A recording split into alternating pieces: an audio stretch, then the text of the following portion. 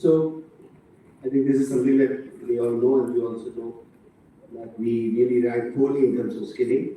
We have only about 21% skilling when compared to most of the developed countries, which are more than 90%. In Assam, we have about 9 lakh children in grade from 9 to 12. The total labor force of the state of Assam is about 1.1 crores. But again, very few of them are skilled. We are expecting that the incremental workforce, of course, in the country is about 12 crores. In Assam, it will be about 12.5 lakhs in the coming 5 years. So this is what Assam basically had. Of course, the VCT and the skill development mission, which is there in all the states, and the Chief Minister Assam wants to have an ITI in every block. That's a very important thing. We want to increase our total number of short-term training capacities. We have a target that has been set for 3 years at 15 lakhs. It's huge. And this, of course, the schemes that are run by Government of India. And some of the important things that the Government of Assam has done is with regard to setting up of the skill university with the help of funds of ADB, that is the externally aided funds. So it's the state-of-the-art skill university in the country. Like we have seen the skill universities of Orissa and also of Vishwakarma in Delhi, and then we've come up with the skill university with 9 schools and 5 centers. These are the various schools and the 4 centers of excellence. This is very important because this would probably be we have about 10,000 students who will be graduating from the skill university. The skill university, of course, will be giving not just graduation certificates, but it will also be an overarching kind of umbrella which will take care of all the technical institutions, whether it's ITIs, polytechnics, trainings in colleges, or whether we giving any kind of certification. It will be under this skill university. In fact, the credit bank and the equation between getting credits under skilling vis-a-vis the credits under the educational bank of credits, we are hoping that the skill university will work out. We are working on it already. There are different consultancies working on both the curriculum and the level of skilling as according to the NSQF. This is an important thing made. Lots of cabinet decisions in Assam have been passed on how this needs to be done. So a lot of MOUs have already been signed in the state of Assam. You're aware that I'm just repeating for the sake of repeating. We've signed up with Tata Technologies, who have invested 2,500 crores in the state of Assam, 2,300 crores in the state of Assam. And all the ITIs and polytechnics in the state of Assam are going to be made Industry 4.0 and ready for the future, so that we can train about 25,000 youth in these places who will be at the cutting edge. Now, one of the agreements with the Tatas was that we will ensure that all those who are graduating from the ITIs and the polytechnics will get absorbed into the Tata company. So that was one of the important things that happened. Of course, we have signed up with Google for their Coursera, where they have given about 5,000 scholarships for the college students. We have 330 colleges in the state of Assam, and we are providing scholarships in cutting-edge technologies to the students through Google. And that kind of skilling, in fact, Microsoft is doing cybersecurity skilling for the women in colleges. We are also developing for construction workers, building construction workers in the labor. We are developing about 4 centers where building construction workers will get trained in the state-of-art technologies in welding, in plumbing, etc. So with L&T, we have signed up an MOU, and that's been set up in 4 places. Of course, we have also tied up with Naukri.com for the present, the employment exchanges, that all those who are trained, how do they get a job, that's been tied up. So, and as the Honorable Minister was also saying, we're trying to onboard all our entrepreneurs into Flipkart, for which we have already signed up with them. So some of the things that we have done is that every department has its own skilling program, agriculture, panchayat, rural development, everyone has. Then there is no convergence because we don't know what skilling is being done. Similarly, what skilling is being done by the Government of India through the various things is also needs to be coordinated because we may be doing the same skilling. The same person may be getting skilling in different places. He may be getting subsidy from different training programs, and probably the resources that are required, both in terms of trainers and also in terms of infrastructure, can be shared. So I mean, there's huge amount of overlap if there's no convergence. So we developed a portal, and hopefully in that portal we'll have information of both the state, the center, and also all kinds of training that is being done by the different departments. It's an important decision that has been taken, and we've of course equated that 10th class with 2 years of ITI is equal to 12th class. So after 12th, after there is an ITI, a person can join normal graduation. So similarly, after 10th, if he does ITI, he can join the 10th class.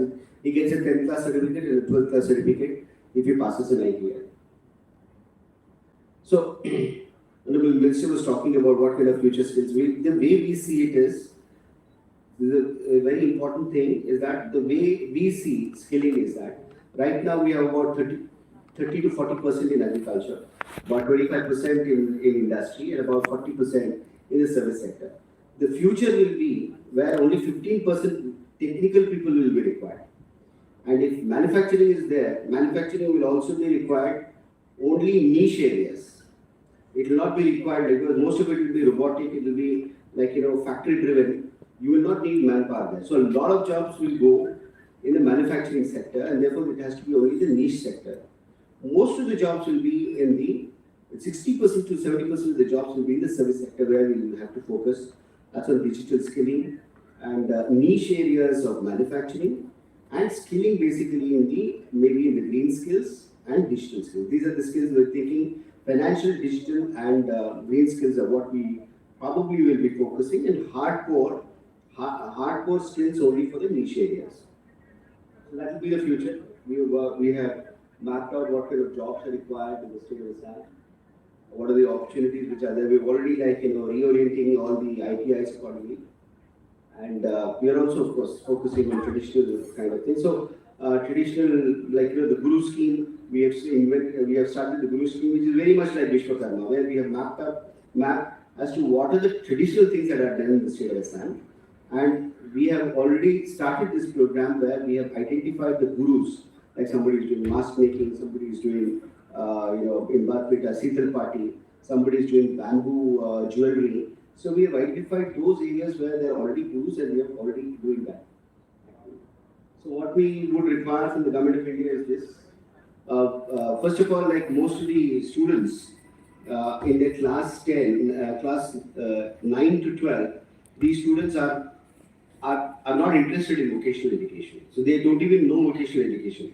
Only after graduation, when they don't get a job, they feel that, okay, I should have got vocational education. So we are doing a skill yatra, and that skill yatra will start on the 8th of September. The Chief Minister will be flagging off 4 buses, and these buses will go to each and every school in 4 districts to begin with, to actually make aware to the parents and also to make aware to the students as to what kind of skilling is possible, what kind of jobs are possible. And supposing some student wants to take up vocational education, that will be possible. So this particular, after psychometric test, we will be actually telling the students that these skills are available and offering those skills to them in the ITIs, polytechnics, or even short-term training whenever they want. So this is one thing that we have done it as a short for 4 districts. Probably with Government of India support, we can strengthen that. We have built a IT portal, and probably we want to integrate all the skilling that happens by the Government of India or the state into one portal, so that we know if I type the Aadhaar number of a person, whether he has taken skilling or not. He should not be in different training programs in different places, and we have no idea as to what training he is doing. So Aadhaar number based or an employment number based, we need to know really what skilling is happening in the state of Assam. And of course, CM has started, Honorable CM has started schemes like Arohan, trying to bring in entrepreneurship right from the childhood. Entrepreneurship is basically a leap of faith. It's curiosity and ability to take risks which just cannot be taught. And therefore we believe it has to start from childhood itself, where they experiment, so doing with that. But the most important thing I think is the skill university that we have started.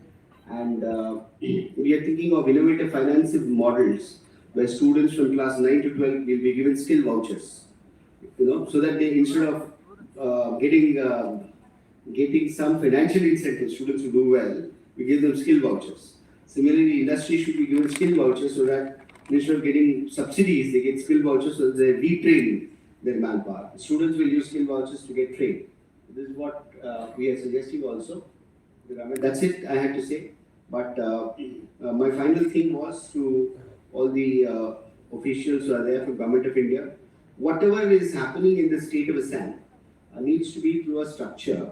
And I inform the secretary, probably will discuss it. He's still with the minister, but there will have to be a structure where we work together. We will definitely work together where, like all the institutions of Government of India and the state government will sit together and work together. So that was my presentation. Secretary sir has just come. So sir, I'll just I'll just show you what was the ask. I just went through what Assam is doing, and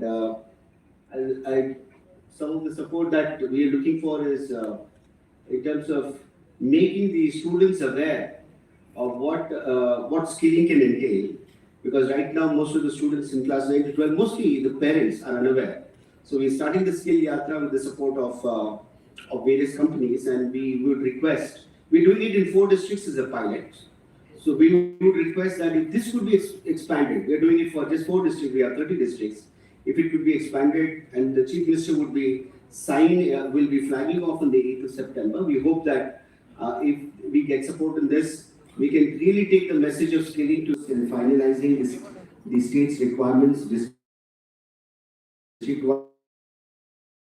The batch could not be run in one district. So we may have to shift the skill set from one district to the other district. So, I mean, that kind of local adjustment of shifting the training classes from one district to the other district, or see as to what is required, what is the requirement in each district, that needs to be finalized, and we need to have a structure to do that, because there should not be a overlap between the center and the states.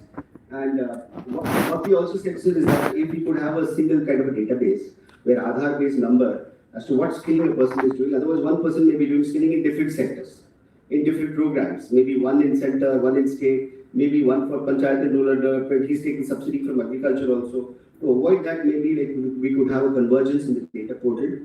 We have already set up a data portal. It's just an area integration.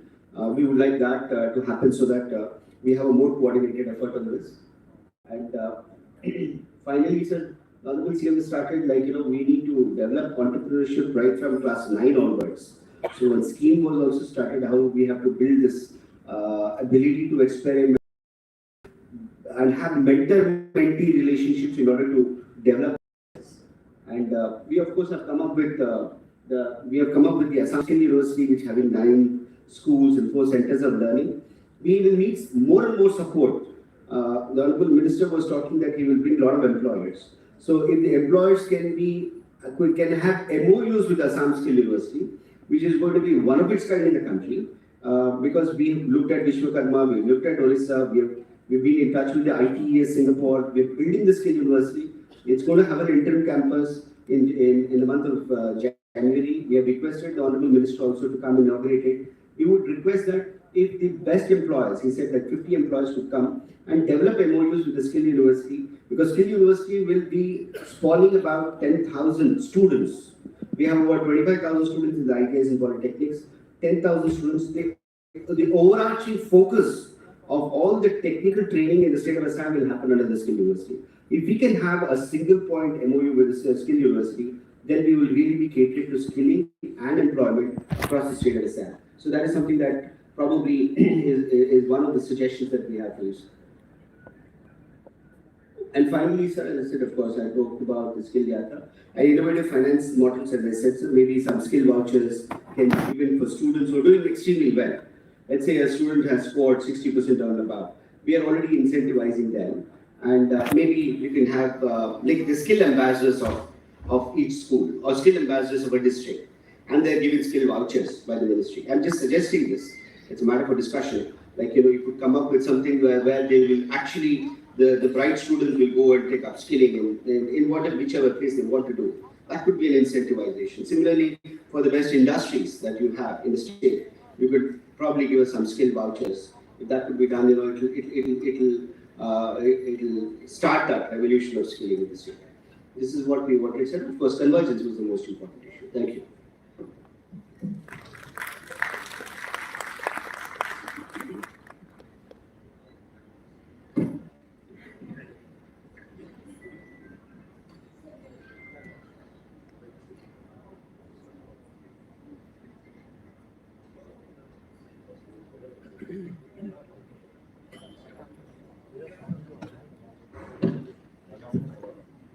Thank you, Kalyan.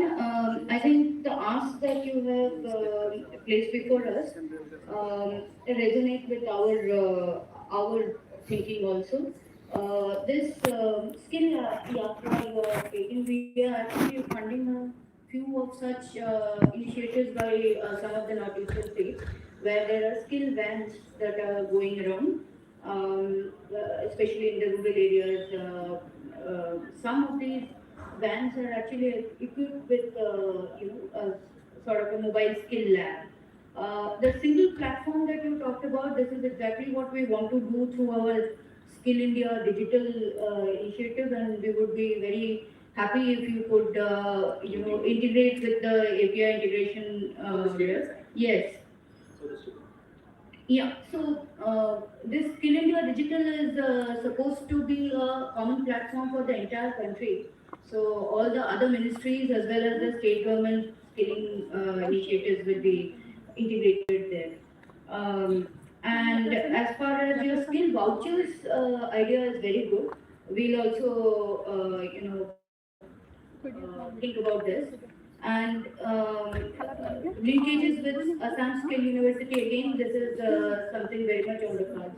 So if you would like to say something more.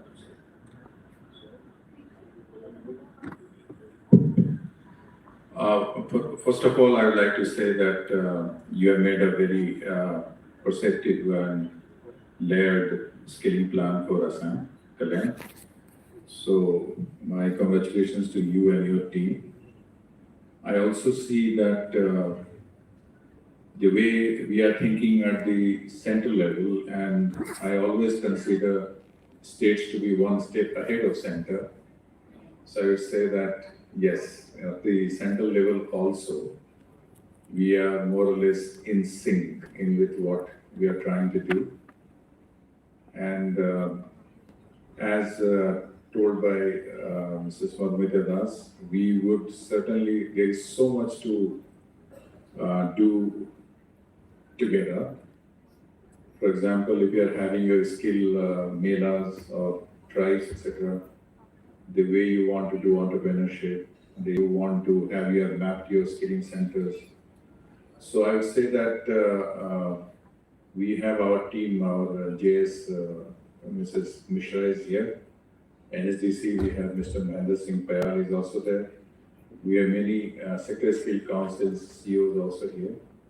So I think it is necessary that as desired by Honorable Minister of State, that we have to make state-wise plans, so we engage with them, and it will all depend on the flexibility which you are able to show. And certainly I can see that working together, we'll be able to do quite a lot in the state of Assam under your able leadership. Thank you. No more.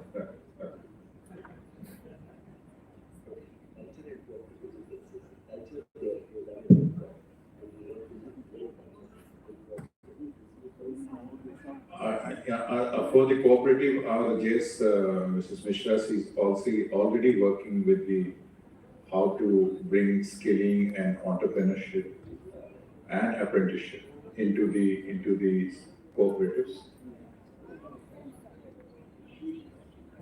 And culture is a huge industry, so we have our media sector skill council CEO is also here, and he will take time from you and discuss what is there. We also have a friend from Meghalaya, young person who was there. Has he left? Yeah. So you can meet Mohit.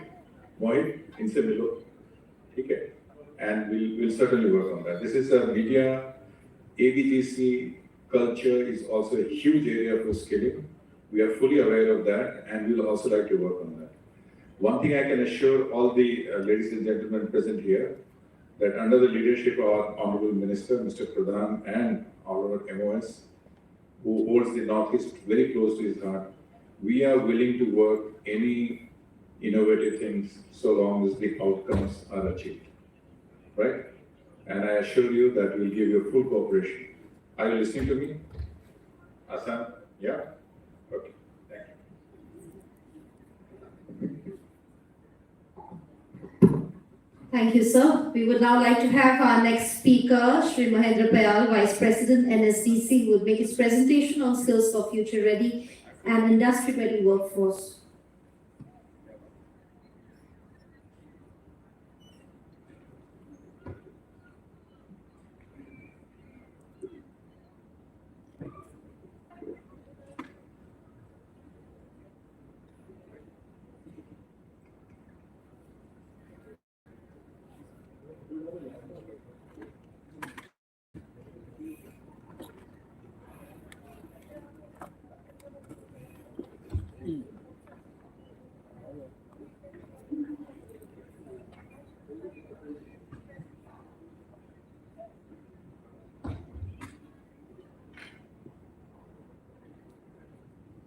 Shri Atul Kumar Tiwari, Secretary MSD, and the respected members of the dais,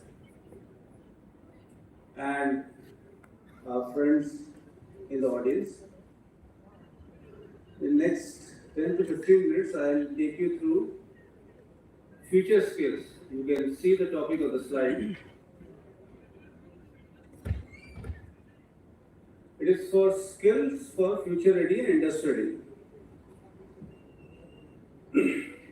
Before we begin, there is always a notion, I think, that future skills is something scary.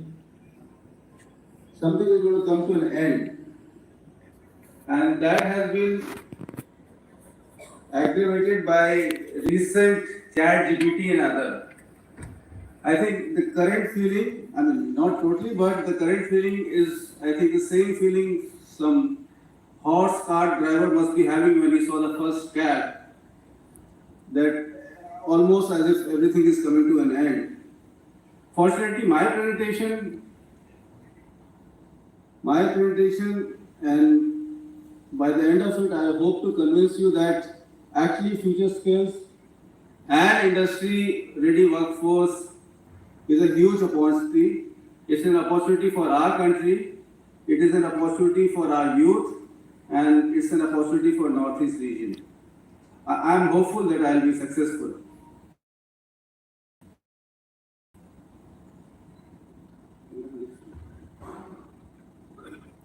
There are two things to be picked up from here, from the quote of our Honorable Prime Minister, and his sagacity in the matter is evident, and that is something skill, reskill and upskill.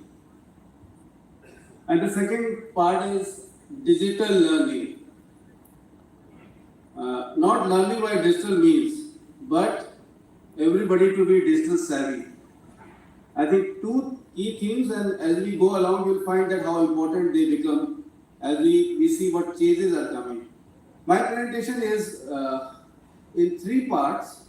The first part is, as is obvious, obviously, is to talk about some trends what are taking place in this around the world, but also link them to our local context, particularly of Northeast.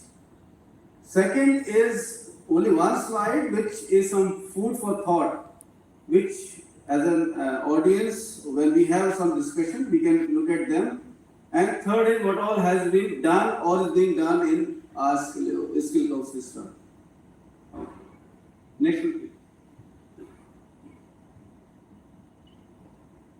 There are two ways to read this. this is from this McKinsey report that by 2030, 100 million people in these 8 countries which you see at the bottom, they will have to look for a new job. Or it also means that there are these numbers of new jobs which can come up. Many jobs will be automated, and then I think since the time of internal combustion engine, most of the jobs have been automated for last 150 to 200 years. What has happened is that we overall as a humanity, as world, we have become more productive. So more new kind of job have come up. So this is a good thing that jobs will be automated, people will become more productive, and therefore new kind of skills or new kind of jobs will be required. And yes, the last one, which I just in the previous slide I spoke about the quote from Honorable Prime Minister that most of the jobs will require understanding of digital technology, irrespective of what we have heard. But it's only about, and that's a study of advanced countries, that only 27% of industry has adopted digital transformation or digital norms. So there's a long way to go there. Yes, some trends are going to happen that better jobs or high quality jobs are going to come in small number of sectors, and middle and low level skills may decline. We may not require a driver after some time. We cannot predict how many jobs we will have a uberization of the jobs. But jobs will come, but they will require higher skills. And keep this in mind that later on, if we have to adapt to a new skill ecosystem, we have to keep in mind that we need to train for higher skills. Automation and AI has been spoken about a lot. Can you guess with ChatGPT which are the things which are threatened? And actually what we consider as threatened are actually being threatened or they are becoming better? Let me give you 2 examples. As of now, ChatGPT, it can dish out some text, it can write an essay for you, it can write a poem for you, it can give you pictures. So maybe the lawyers, you feel they are threatened. You may feel that writers are threatened. You may feel people who are doing clerical kind of jobs, they are threatened. But look at it other way. One of the biggest company of lawyers in US actually digs into its own database, uses ChatGPT, and makes a better brief of the case. So it's the other way around actually that the company has become better because of AI. The company has become more productive. The lawyers have become better. So it's not that AI just because ChatGPT can write poems and text and pictures that jobs are going away. So we should not harbor these notions. Similarly, look at doctors.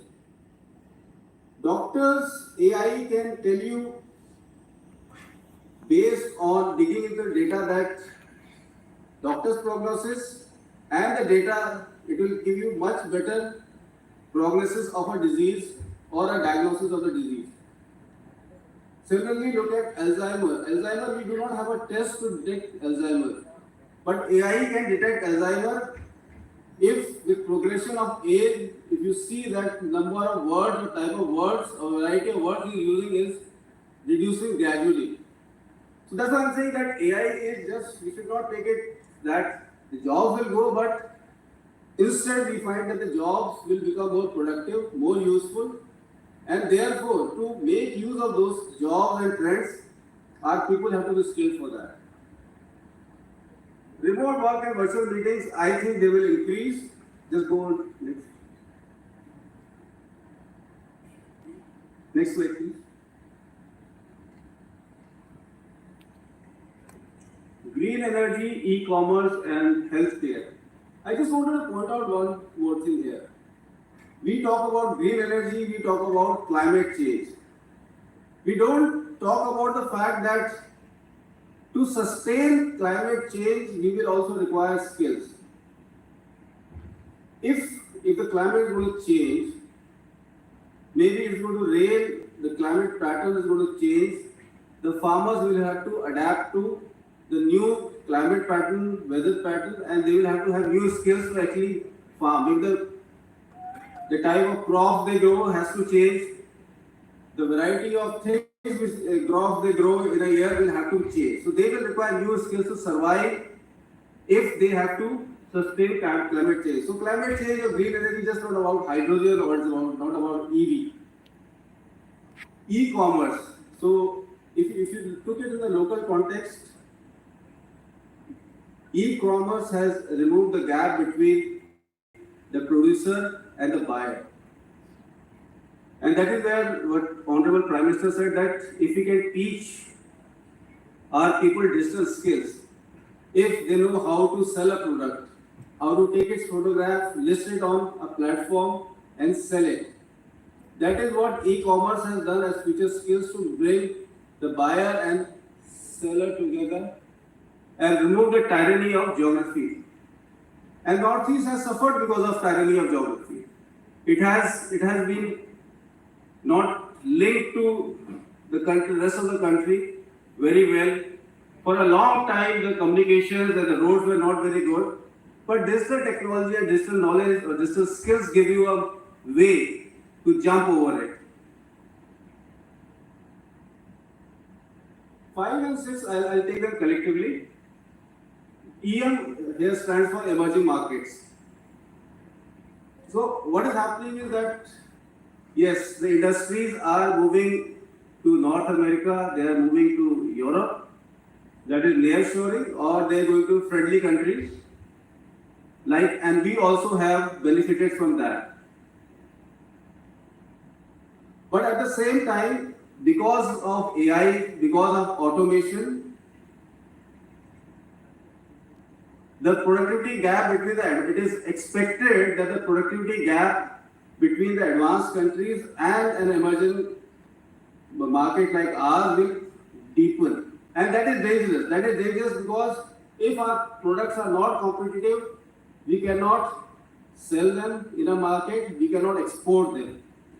So if you put these two things together, you will realize that we need to skill our people and ensure that they have the skills which are required as the manufacturing is changing.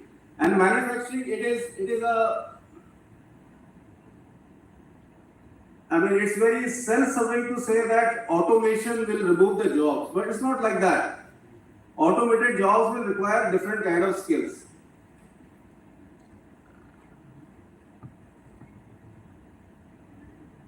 And lastly, and I think everybody, all the surveys, people are unanimous that the workforce and a skilled workforce is going to be the biggest asset for tomorrow. Next one, please. We have spoken about but here in one slide, we have tried to put them together, that these are the technology trends, AI, but I just explained to you that AI does not mean an end, but more and more opportunities. Automation means becoming more productive, robotics, and 4D printing. Obviously, with a lot of movement of people, especially to the countries where the population is getting older, there will be a multi-generation, a multicultural workforce. People will switch jobs continuously.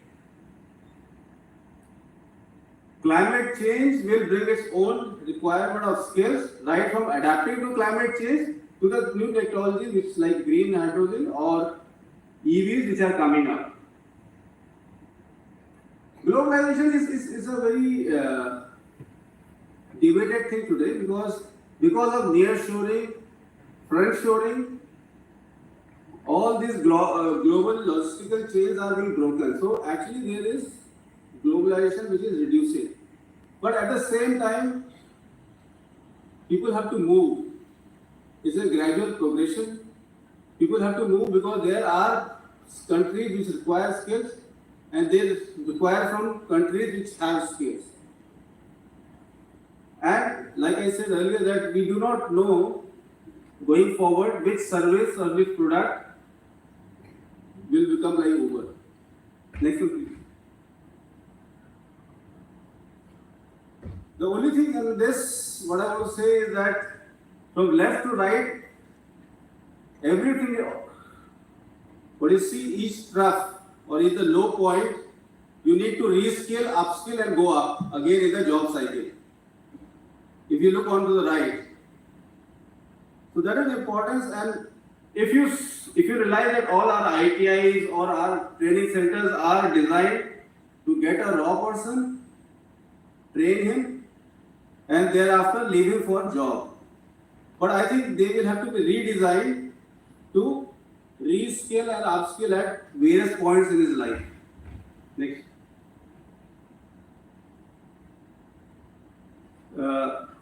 For the discussion, if we have it after this presentation, these are the things which I think we need to think about and talk about. But these are the imperatives which I could draw. So vocational ecosystem has to prepare for high skill job. We have been with low jobs which didn't require much of education, much of skills, starting from welding, fabricating. But if you want to go into those higher skill jobs, obviously the duration of training, the type of trainer, the level of infrastructure, and the academic level of the student will have to rise, and we may have to adapt to that. Since the digital technology is going to change the nature of jobs or nature of industry quickly, these needs to be mapped, and our content, curriculum, trainers, they also need to change accordingly very soon along with the market. Then who's going to fund all this? I give you an example. We established our Pradhan Mantri Kaushal case about 5 years back, and today we wish them to start taking future skills and other new age skills, and the amount of investment there is huge. So who's going to fund all that? And like I said, that our current design is train and leave him with the job, and then you think that he will retire from the job or whatever is required, he will learn there itself. But our training institution will have to be designed for him coming back, or he is doing his reskilling in the industry itself, or through digital means. And therefore, when I say synergizing, because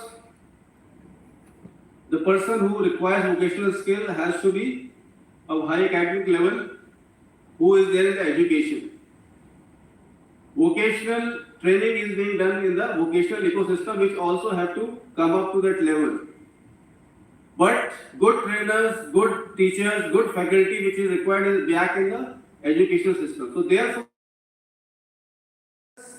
tell you what all has been done by our ministry.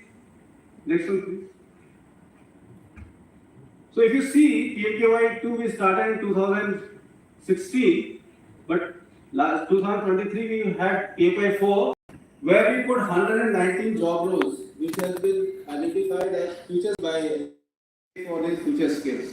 And you see the numbers which show that how people are willing for those skills where they think they can get a job. Next one. And this is the scheme of Ministry of Electronics. This is in conjunction with NASSCOM. The content is by the private partner, and thereafter, once he finishes the course, it is partially funded by the ministry to the extent of, I think, half of 12,000 rupees. And you can see there are 6.2 lakh enrollments in this scheme and 2.5, which is a very good success rate, because if you see at Coursera, I think the success rate is about 1%. Next one. Next one. And these are the new age courses which are happening in ITIs. Next one. So in the bullet points, I had spoken about 119 future skill courses. Now this has been taken up to 338 by NCBT, and we are getting all of them in PMKY. There are 7 new trades and green skills which have been created. IIE has adopted dual system of training where the person goes to the industry for training, and new courses on green hydrogen AI ML have been made. Go ahead, please.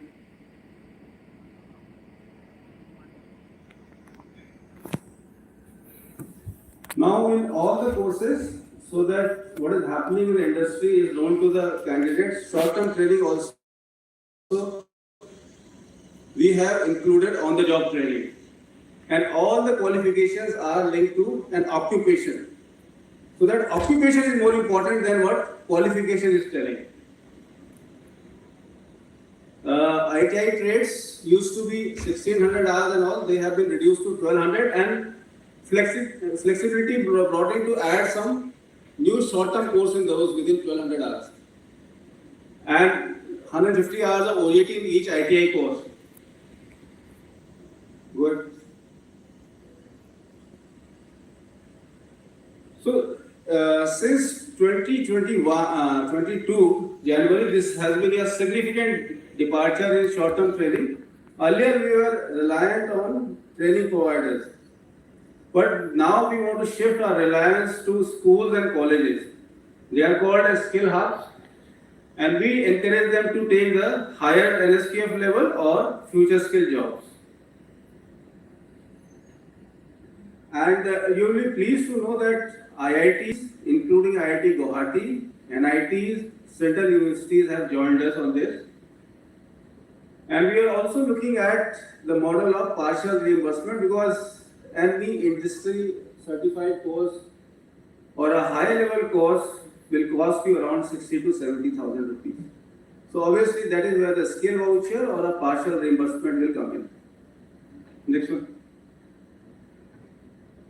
So I'll close my talk here, and I will close by saying that again what I said in the beginning, that future skills, digital skills is an opportunity, particular for a place like Northeast, where we can use these things, use the digital skills or future skills to escape the impediments which have been brought about by, say, geography, by lack of industry.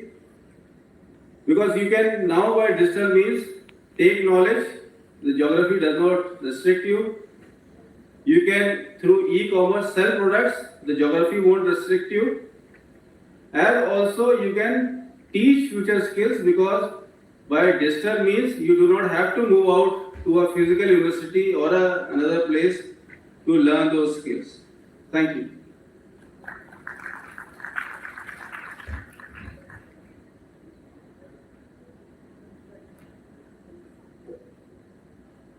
So thank you, Mr. Payal.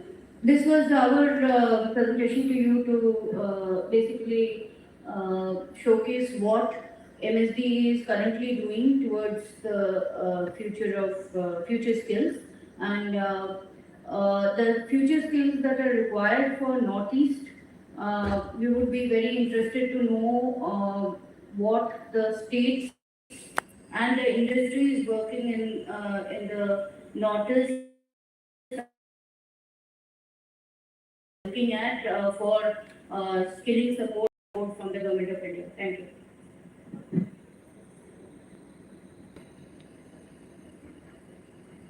We would now like to have our next speaker. May I please request Sri Moses Shalai, Secretary, Northeast Council, to present a talk on the skill and entrepreneurship ecosystem in Northeast.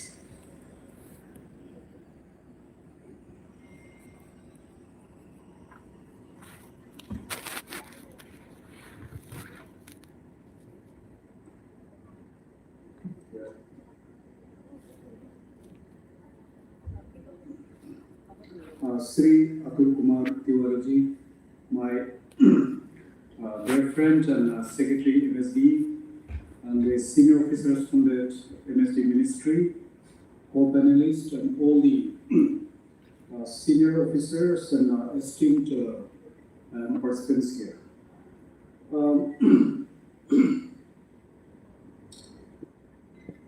In fact, the morning session, we could get a very good picture of what we are looking at, particularly when the Honorable MSD could bring before us. So as I see that it's one initiative, this Manthan and this initiative towards knowledge is one initiative where the outcome has to be sharply in focus. And this can happen only if we collaborate. And there is coalition and there is leveraging of each other position and strengths.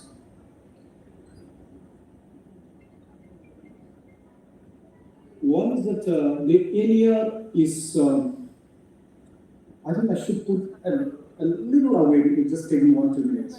It's very interesting, I've said in many platforms about this, that today the location of Northeastern region is in a very unique situation, in the sense of that we are now surrounded almost 98 to 99, I mean, say 90% or more, by some of the fastest growing economies of the world.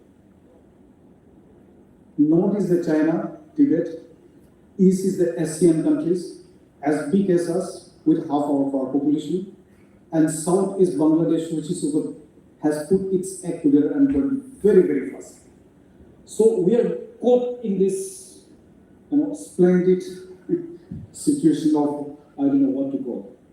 And we have many things to say about it, but I want to say that the infrastructural development happening in the last 8, 9, 10 years, so to say, before also, but definitely the last 10 years, has been tremendous. I, as Secretary of NSC, has this privilege of going to all the states, and it's heavy duty on the ground.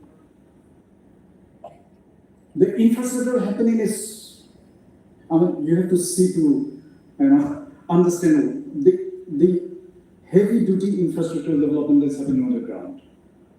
We may appreciate that the last 9 years, about 4,20,000 crores. To say is that huge infrastructure is developing now. The roads are going big. The civil aviation is good. Guwahati has got more than 92 flights operating out every day. Over 17 airports are functioning well. The telecom has really grown. The banking has come out in a big way, more than 2,000 branches. And then the education, the hospitals, and we can go on and on. Of course, we can always say that still we need to, we have issues of last minute, last miles issues. Very true. To put it, sum it up, all this are happening, but I want to put a big, bold but. The economic development and transformation is not matching up. If we go to the city of Guwahati, everyone can say, "Yahan ye ho raha hai, yahan ye ho raha hai, ye dekhiye, wo dekhiye." So many good things are there. If you come to Shillong also, come to Manipur, but again another big but. But all these good things happening, all this development happening, no doubt, are not able to match the workforce that is coming to the job market every year. And that's why lakhs and millions of youths are leaving the region and going to other parts of the country to earn what? Paltry. Many of them are just earning enough to keep their soul and body together. This is a hard reality. So in this context, this initiative of MSD and all of us to say that skill is the need of the hour is so apt that I cannot emphasize more on this. Having said that, we can go on and on, but I'll just come straight to the points. What are the areas that MSD may please look into this? That we have seen some of the efforts that you are taking, and I think we see that your coverage is fairly comprehensive, and many of the skill sets and skill sectors are being brought into the ambit of your coverage. However, I just want to raise about 4 or 5 points. One is that, which can be big. One is that, can we train hundreds and thousands of them in gas pipelines installation, maintenance, and operation? Because the gas pipelines are not there everywhere, like in Delhi, we get like tap water, we can get, no? So this is happening across the region, but I understand that most of the skilled workers are coming from outside, and also their progress is said to be not up to the mark because of the lack of skilled manpower, and this will be a perennial requirement because the maintenance and every issue will be there. So please, this is one big area that we can look into: gas pipelines, installation, operation, maintenance, and all the ancillary that follows it. 2. Big hydroelectrical projects are going to come, particularly in states like Arunachal. And again, all the skilled workers are coming from outside, and they will need not in hundreds, thousands and thousands. Then we train up our manpower to handle this and to take care right at the door of their own homes. Big opportunity there. 3. Tourism. Tourism is picking up fairly well. Though it's more of concentrated in Assam, Meghalaya, and Sikkim. Others also picking up. One of the things, in fact, only yesterday I had a VC with the tour operators, and they said, please give us training for the tour operators and the tour guides and the drivers. There is huge gap in how to handle visitors. Again, there is a good opportunity here. Number 3. Number 4, can we look, now we are talking about bamboos and cans, very good, let's continue to talk about it, but we need to go for big ticket and blockbusters.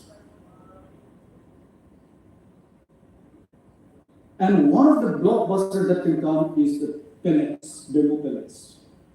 In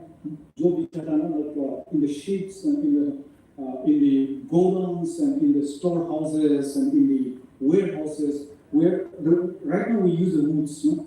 And all over the world, wood is a big problem, but everyone turns a blind eye because the pellets are required, and whether it's FCI or the other warehouses or the big godowns, or especially the shipping industry, they need in millions.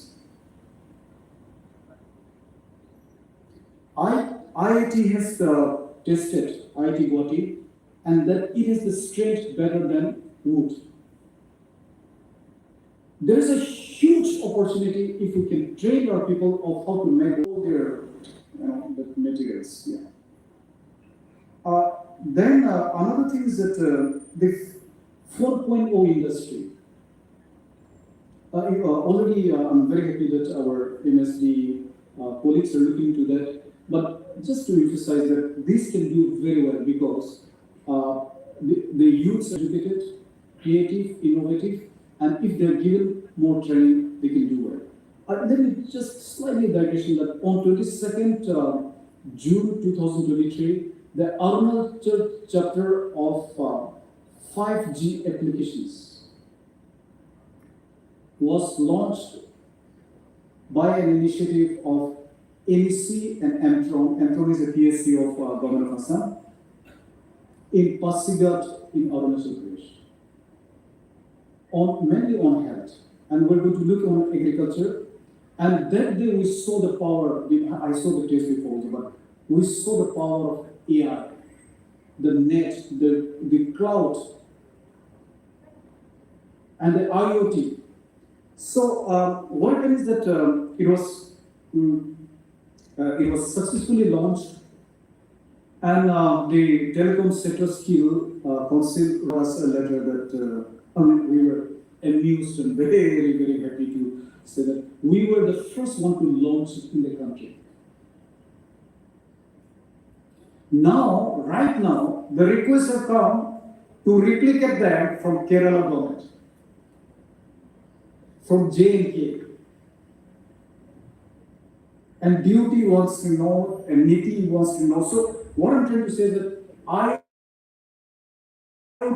this 4.0 industry can one area that can really go big. And I would like to request that please give a very earnest look into this. And then one thing that Manthanji partly has answered my query during the lunchtime, that we can also look besides strictly the state governments in this initiative. I'm also from state government, from local government. Right now, I'm deputation in Government of India. Atul Bhai is also from the state. Both of us are from the state in that sense, and quite a few of us. The state governments have their own strengths and also certain limitations. So I would request that please keep space for others also, where good institutions can come in and play this effort together. For instance, NSC has got two societies. They're good. Their performance can be much faster than many state agencies. I'm from the state, I'm saying that. They're very nimble. They can just put here and there. And what in my state may take 2 years, they can make it in 6 months. So please keep some space. The maximum heavyweight lifting still has to happen with the states. Not talked about it, but some of this space may be please given. This is my request. And also, I'm sure that you are also in touch with the private players. The entrepreneurs, the practitioners. They have many strengths which we in the government, we many times cannot catch up. They necessarily have to come into the picture. Please pay attention to this also. This is my request. NEC is always there. We are mandated to be looking at all the welfare and the needs and the aspirations of the region. So we will love to work together, more of a coordinator with the states and with the region. And the goodwill that we have, it's very strong affections and goodwill which the states have got. We can do a lot in coordinating. So we will be very, very happy to do that.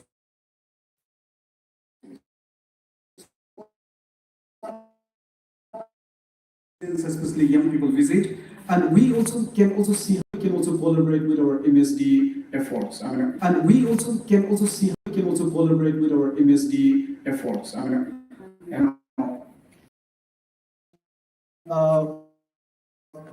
The one thing is that yes, in the next 10, put it in black and white, a concept paper and of our idea. And to give very good. Everyone is in a hurry. Our bosses are in a hurry. We are in a hurry. Everyone is in a hurry. In fact, the people themselves are in a hurry. And those of us who are also not very young, I realize with my children, I'm also become very impatient now. We're picking up with the children's way of life. So we need to do fast. So this can happen only when we come together. There has to be forces coming together for coalition, coming together for that leveraging each other and collaboration. If we do that, I think we can definitely achieve that the objective that we have in hand. And I must tell you that MSD is coming up with this very smart thought. I must acknowledge this, that everyone.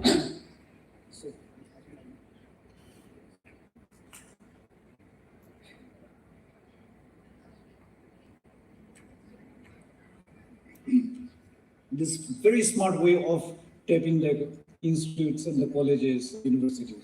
This is thumbs up. They're there, and Manthanji says that I have to put only, Secretary said we have to put only a few thousand rupees, and we can leverage what every students and young people that we have. Wonderful. So let's work together like this. Thank you so much. Bye.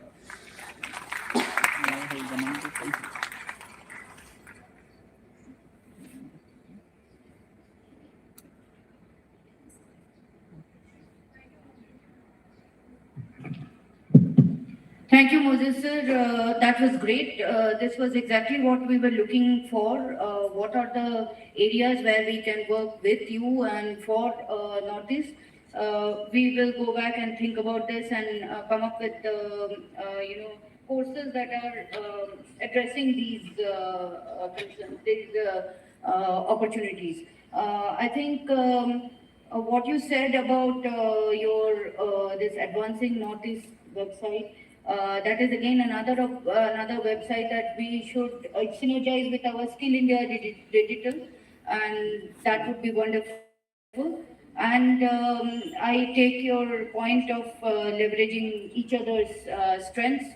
We'll work closely with NEC to figure out which sectors need help, where you can come in and where we can support. So you want to say anything to support?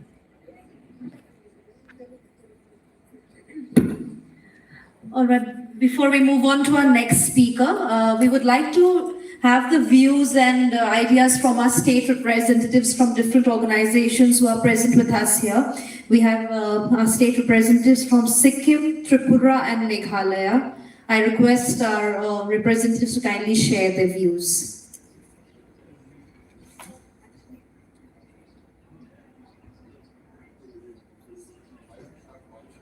May I please request our state representative from Sikkim to kindly come onto the dais and share his views with us.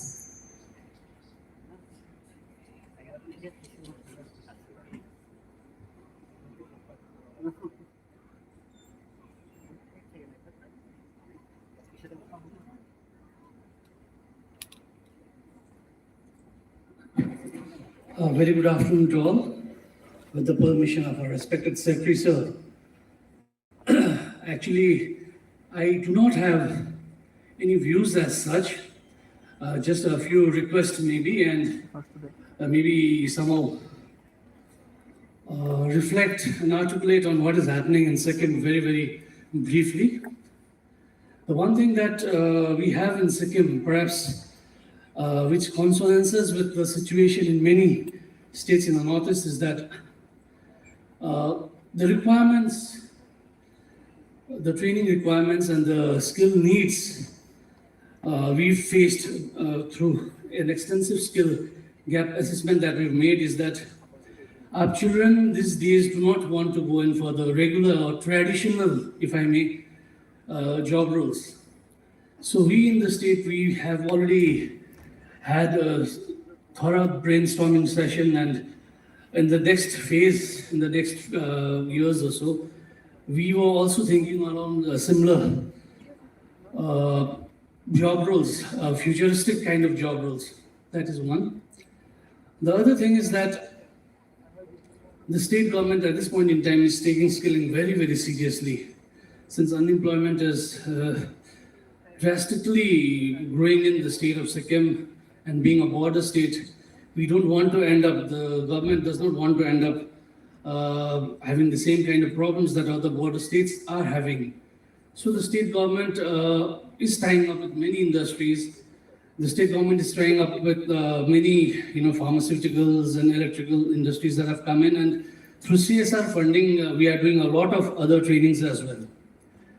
However, what I would like to request Secretary Sir over here is, I don't know whether he actually remembers, but during April 2020, we had hosted a regional conference in Sikkim for PMKVY 3.0. So, I'd just like to draw your attention to the fact that we were given a target of 386 under PMKVY 3.0, and we exhausted the targets within a span of 3 months. So, sir, I don't know what 4.0 will look like, but then if state assistants are to play a role, so I would like to request for substantial targets, and I will ensure, I would like to declare you, and I ensure that we will not let you down, sir. Because what is happening is that now, not just the state government, but even the players, even the training providers, the training partners, we have grown in strength and in experience. With help from the World Bank, with help, of course, under Sankalp, we have made last mile coverages in terms of spreading our implementing training courses, were spreading awareness and last mile coverages. There were needs in the villages, there were needs for training in the far-flung areas, but they were not aware about the trainings that we were giving, we were actually having with us. Now, what we've done is we have ensured last mile coverages by taking panchayats on board, sir. I'm very happy to announce that we've covered the trainings of each and every panchayat who were elected last year in October. So through them, we are spreading our sir. And another aspect of what I have an employment exchange. So last year we've come up with our own form of employment exchange in the form of a Niyukti Kendra, sir. So that is almost our employment exchange, and it is a one-stop solution both for job seekers as also for training seekers. So with all this robust infrastructure in place, we are now in a position to actually tackle much more targets than we have been doing, and much more effectively at that. So this is all I had to actually tell you, and hoping for continued guidance from the ministry and Sri Atul sir in particular, because I do believe that he has a very special corner for second. Thank you. Thank you.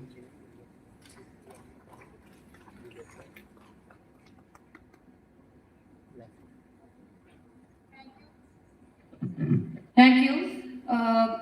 We'll take note of the skill gap assessment that you have done, and we are happy to know that you want higher targets. We'll certainly look into that. And for your new Kendras, one suggestion. Please do tie up with that portal also. That way your candidates will get all India coverage, and also employers will come to know that such skill sets are available in the city. Thank you.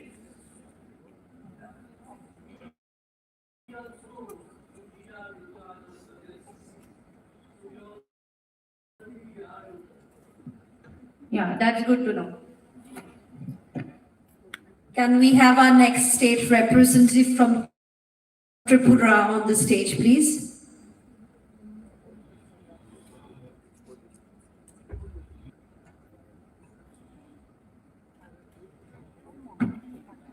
A chance to speak before that region successfully completed the central scheme like PMKVY, Sankalp, and other skill development scheme. Now in this conclave, the experience we have got and the newly launched scheme, I want to submit some points.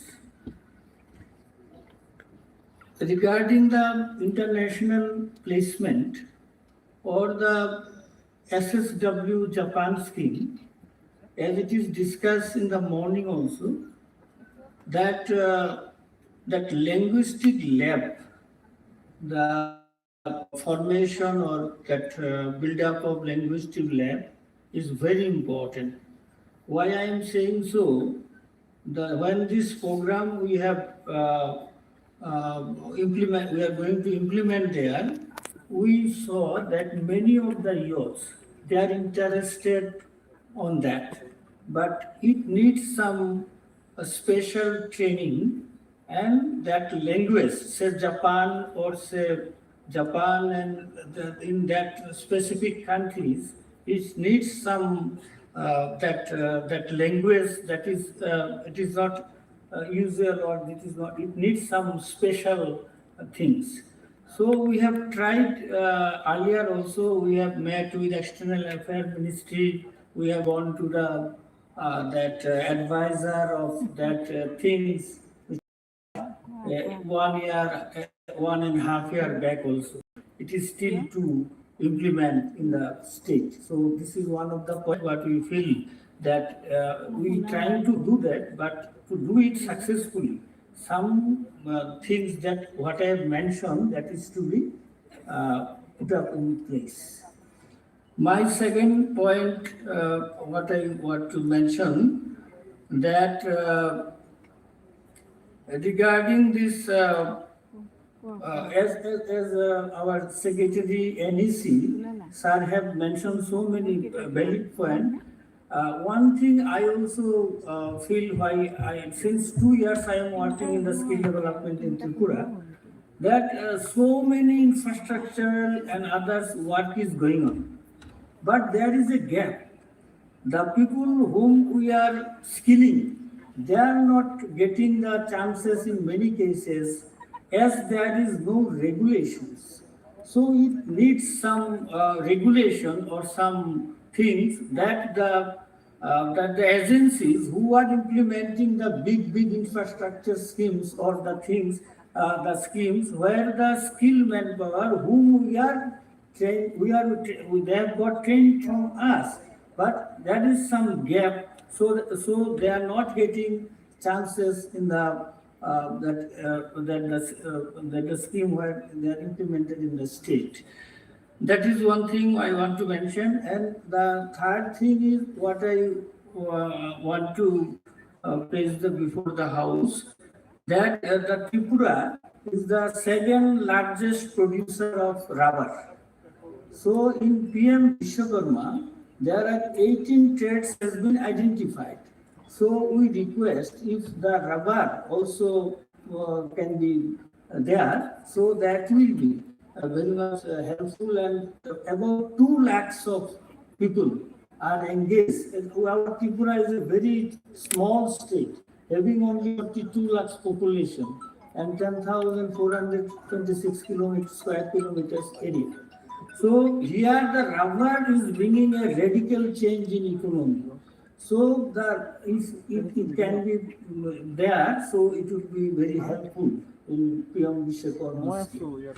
And in PM Vishwakarma, what is the still we want to know that for the trainer and master trainers, what will be the criteria? That we want to know what will be the criteria, and regarding the identification of training centers.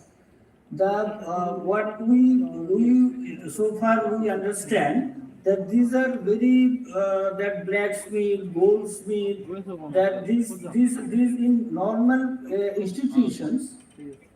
In normal institution, the equipments required may not be available.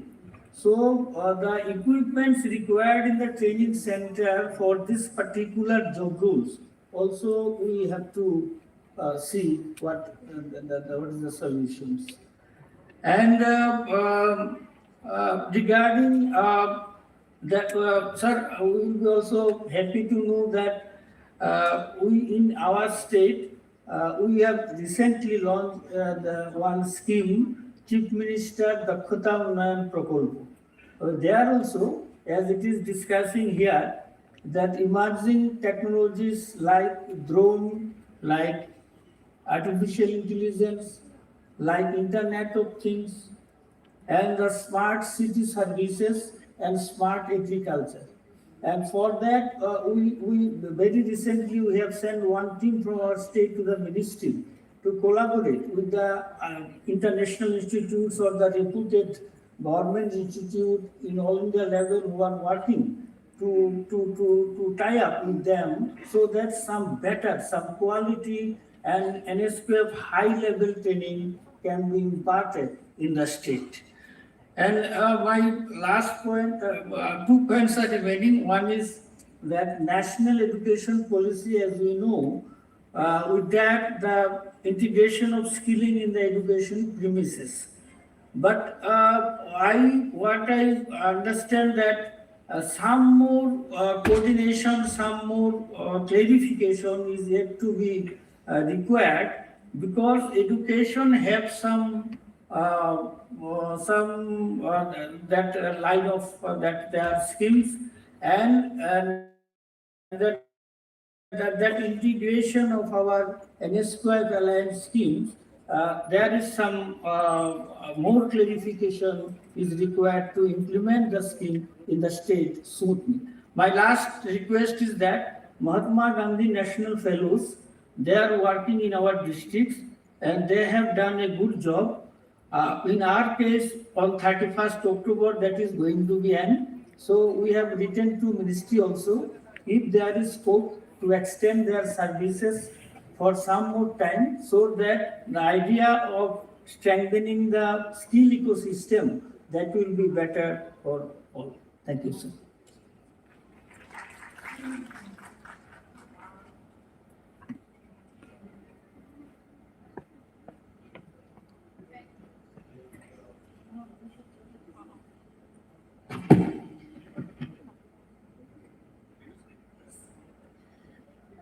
Oh, well, we would definitely like to hear a few more views from our state representatives, but due to time constraint, we would like to move on to our next speaker. May I please request Shri P.V.S. Murthy, sir, CMD NETFI, to kindly step onto the podium and take us through his presentation. Can we have a round of applause for Shri Murthy, sir? Dignitaries on the dais, my dear brothers and sisters, I'll not take much of your time. We'll make a small, brief presentation. NETFI is the Northeastern Development Finance Corporation, works under the administrative control of Ministry of Donor.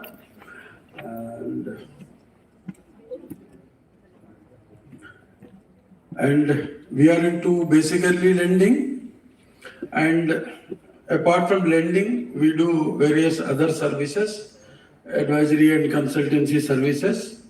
Just now, Sikkim gentleman was telling about skill gap study, which was done by the NETFI only.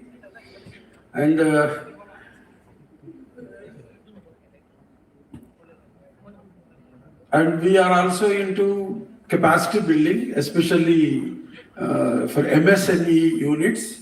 We established the counseling and the handholding centers in all the 8 states, and they will handhold the new customers, new entrepreneurs, and they will give them all kinds of inputs, and they will make them how to form a company or the partnership firm, etc. Then mentoring, and this is what Secretary NVC Saab was telling. This is a Northeast, Advancing Northeast portal, which we have developed it with the help of NEC, and this is the brainchild of Sri Charles Moja Saab. And this is the one site which is comprehensively developed to develop the students, young people who wants to take up various kinds of profession. If they want to make the sports as their profession, it is available. If they want to study in domestic universities, it is available. If they want to study in foreign universities, it is everything from A to Z, it is available. Small video we will show you on this Advancing Northeast.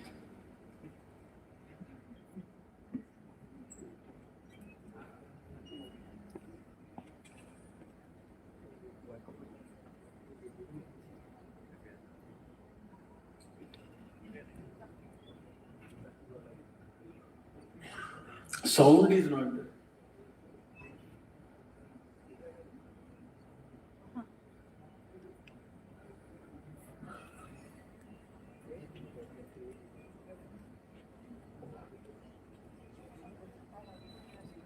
So you quickly do it.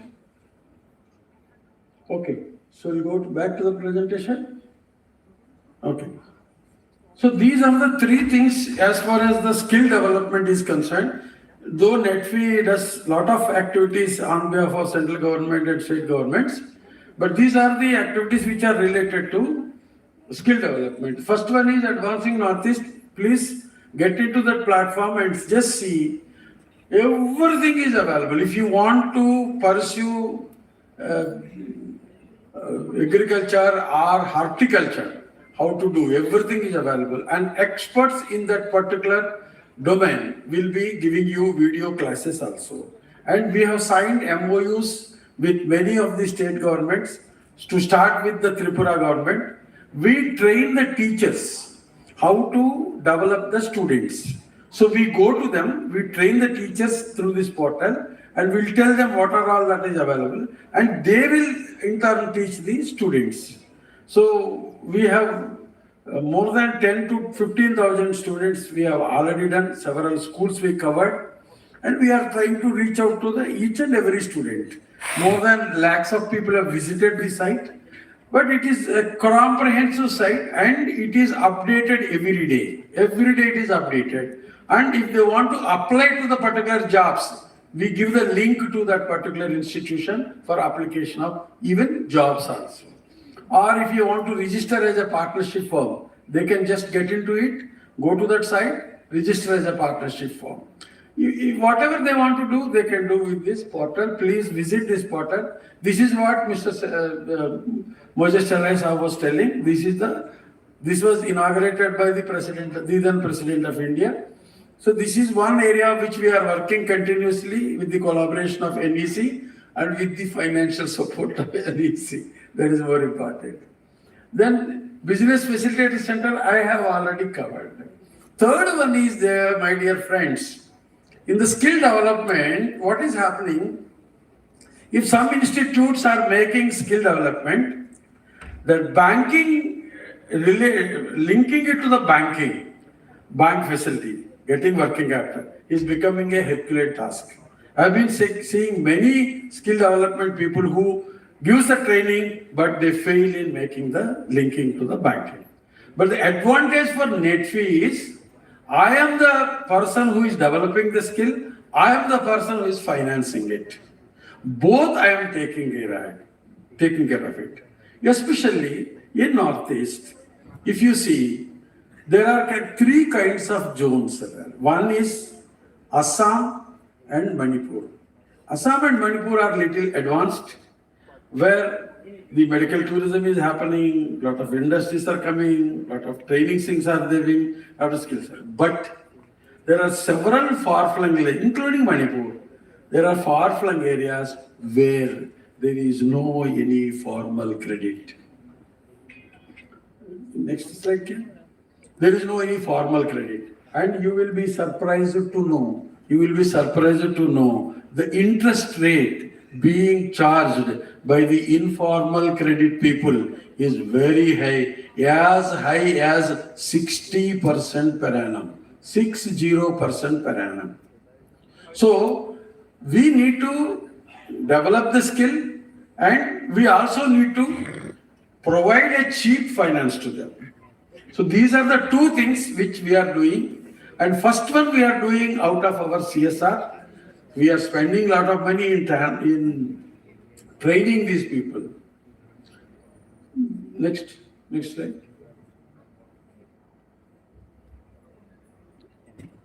Okay.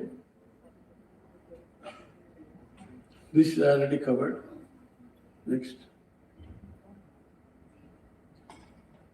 This is what we are doing. So what we are doing, next slide.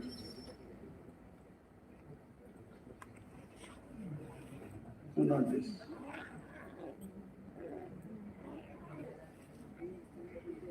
So we have established facility centers, multi-facility centers. We train the women from very, very remote districts. From example, Lunglei district, or Mon district, or Futero, or Chonglang. These are all some of the districts where the training facilities are not available and formal credit is not available. Informal lenders are squeezing their blood. When I was traveling to Mechuka in Arunachal Pradesh, I stopped at one place for a cup of tea. There are three portions to that shop, that house. In one portion, she was running small shop and sitting there with a kid and knitting the shawl. When we stopped, she came out, went to the kitchen, prepared a tea and gave it to us. Then I asked her, you are knitting the shawl, so who will give you the money? Then she said that some money lender will go and give the money or the material at a exorbitant cost. Okay. After knitting the shawl, how you will sell this? Same fellow will buy it back for throwaway price. Both the sides, they are choked. So, we thought that we should reach out to these far-flung areas, bring the women to the training center, give them training, and go back and do the articles and give the marketing linkage. So, in the process, we are training them and we are providing the finance at very cheap rate. Two ways of financing. So these are the interest rates. If you see, Assam 5 to 10, these are the area-wise interest rates. Okay, next. That's are per annum, per month. Okay, so keep it there. So what we do, two types of things which you are doing finance. As you are aware, microfinance is the backbone of this country. So what we do, we invest in the microfinance institution and we also give them money at 7% interest rate. But I will advise them or direct them to give it in particular districts. If they give in that particular district only, they will get at 7% interest rate. This scheme was successful and we brought around in 1 year, 5,000 to 6,000 beneficiaries, we brought them out of debt trap. So here we need money. Bankers has to come forward to support this kind of schemes. You want to finance? We will facilitate you, you finance to them.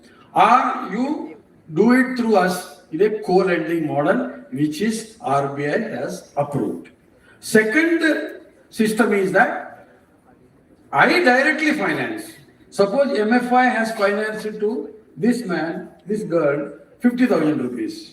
But for her, 50,000 rupees is not sufficient. So what I will do, after graduation, we will take the application online and we directly give her 2 lakhs or 1.5 lakhs directly. We charge only 12%, but we give commission of 7% to the NGO or the MFI, which is hand-holding and recovering my money. So ultimately I get only 5%, but this is giving a fantastic results. More than 6 lakh women got benefited through this direct financing through BC model. I request bankers at least to adopt this also. Northeast needs only adoption, affection, and reaching out to far-flung areas. My dear friends, whatever may be the development is happening, I am very sorry to say, still there are several pockets where the formal skill development is not reaching, the formal credit is not reaching. NetFee is doing it, and it is doing it within their capacity. If the government of India supports, because we are the under administrative control of the Ministry of Donor.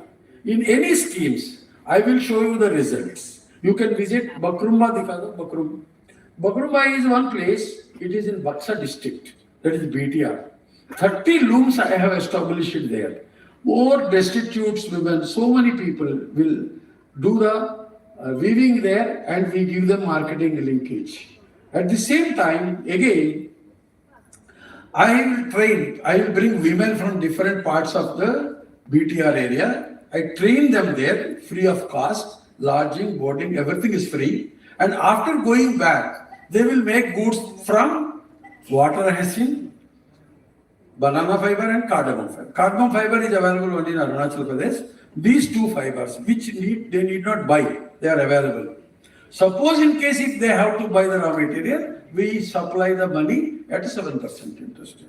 So this is one Bakrumba, Changlang district in Arunachal, Khetri in Assam, and Futero in Nagaland. All these places we have established these training centers. So we are trying to do at our level. But if this kind of a skill development ministry joins with us, because I am the homegrown institution. We are the locals here. We know the topography of this. We know the requirement. So we are करके दिखा रहे हैं हम लोगों ने. So I request the ministry to critically examine the activities done by NETFI. And one important final thing which we are doing, we have established a venture capital fund with 100 crores, and we are now nurturing the startups and we are investing in their capital, and it is most successful fund, and 97 crores we have already committed, and there are which are startups whose valuation today is 100 crores above. 100 crores Indian rupees. They are not unicorns, but 100 crores Indian rupees valuation from Northeast. So that is how we are hand-holding. If necessary, we are training them in the different fields. There are certain startups which are now being targeted for investment by several people from Mumbai and other places. So these are all some of the activities, and I thank you very much for giving me the opportunity.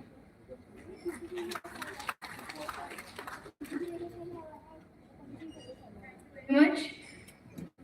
We will certainly work with you and take this forward. I have taken note of the fact that you have a venture capital fund. I would request you to fund our IIE trained entrepreneurs. It will be a good starting for them. Thank you. We have with us this afternoon Director General of NILET, Dr. Tripathi. May I please request Dr. Tripathi to kindly step onto the podium and take us through his presentation. Thank you and good afternoon. Honorable Secretary MSD, Shwetul Kumar Tiwari ji, Secretary NEC Council, the dignitaries on the dais and off the dais. I am here to represent my organization, National Institute of Electronics and Information Technology, NILET, under the Ministry of Electronics and Information Technology, Government of India. We have around 50 centers across the country, and we train around 8 to 10 lakh students every year. Coming to the Northeast, we have 22 centers covering all the 8 states. For example, in Assam, we have 7 centers. Guwahati, Tezpur, Silchar, Kokrajhar, Dibrugarh, Jorhat, and also in Majuli. And like that, we have distributed centers in different states of the Northeast, total counting to 22. Till now, MIT has funded 2 kind of projects here. Under the first project, 250 crore was funded to create the physical infrastructure. And the second phase, 92 crore was funded to create a skilling ecosystem, under which we are right now training 1.65 lakh people in the 2 years. Already we have completed the skilling of 1.25 lakh, and the project will be completing in the March this year. This project has 5 components. The first component is the digital skilling for the common people, common citizen, which includes elderly people, farmers, and all segments of the society. Then the second category is the skilling of the college-going students who are going for employment. And third category is the deep skilling or the finishing school kind of training for the BTech and MTech students. And the fourth category is training the teachers. And then the 5 categories, we have also 25 startups are incubated. So we have almost incubated 20 startups in different states right now. The other important initiatives, even though we are basically training in the future technologies, maybe AI, ML, or cybersecurity, or electronics chip designing, IoT, blockchain, with very focused approach in state-wise. Like for example, Guwahati has a focus area bioinformatics and artificial intelligence. Shillong is having a focus area bioinformatics, and similarly, Kohima has a focus area of cyber forensics. The Tripura and Mizoram have a focus area in cyber security. Sikkim has a focus area in AR/VR and the e-waste technology and like that. So we do the capacity building in IT and electronics covering whole domain, but also some focused approach in the center of excellence way we are doing.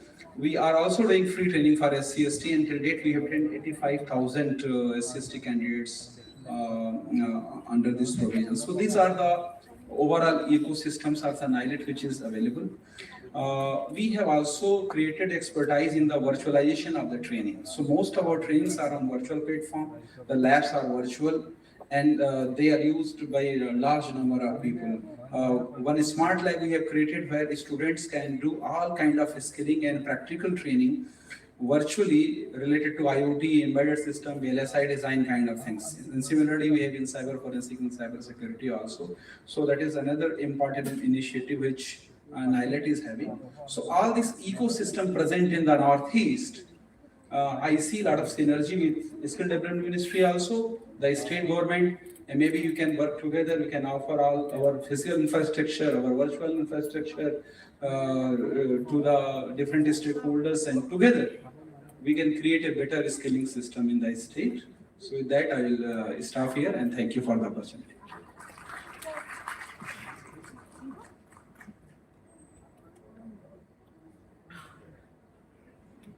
Thank you, sir. It would be great to have the physical and virtual infrastructure of NILET for our skilling also. We are extremely honored to have with us Shri Naveen Dhingraji, CGM NABARD. May I please request Shri Naveen Dhingraji to kindly step onto the podium and take us through his presentation. Can we have a round of applause for Shri Naveen Dhingraji?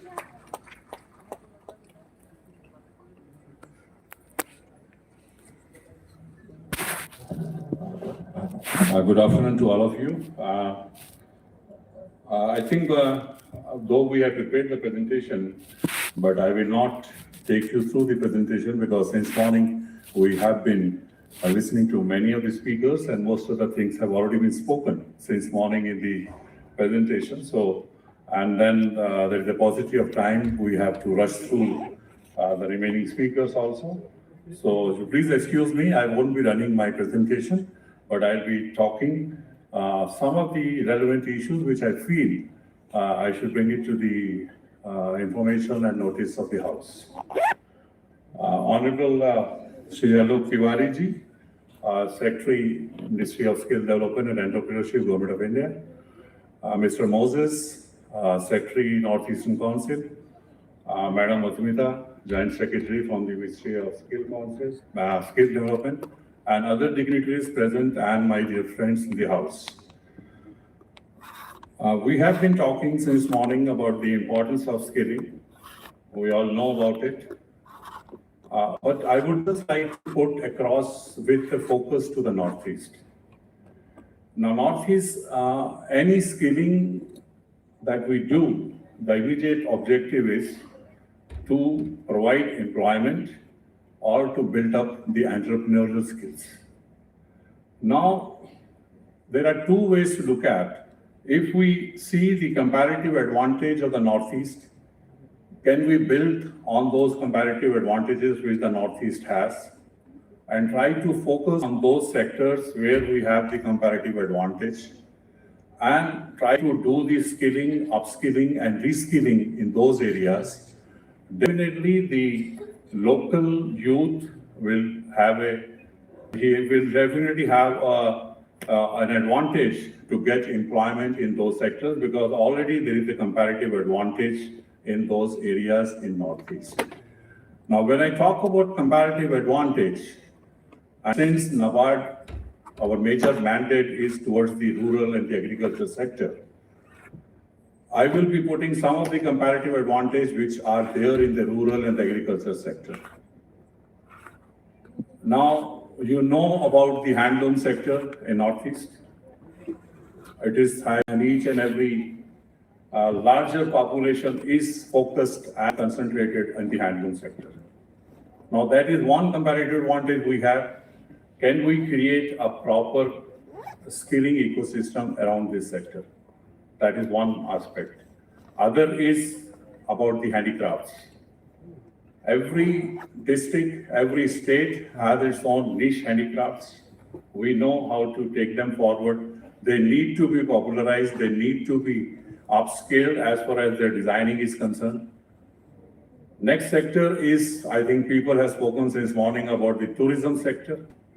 That is one sector which is really tourism. It can be rural tourism, ecotourism, medical tourism. Now we need trained manpower to take care of this sector and take this sector to the next level. Similarly, if you pick up by default, we are doing organic agriculture. Now this is one sector which really needs skilled manpower to do this sector, agriculture sector to the next level. Also to create some value-added products under the sector.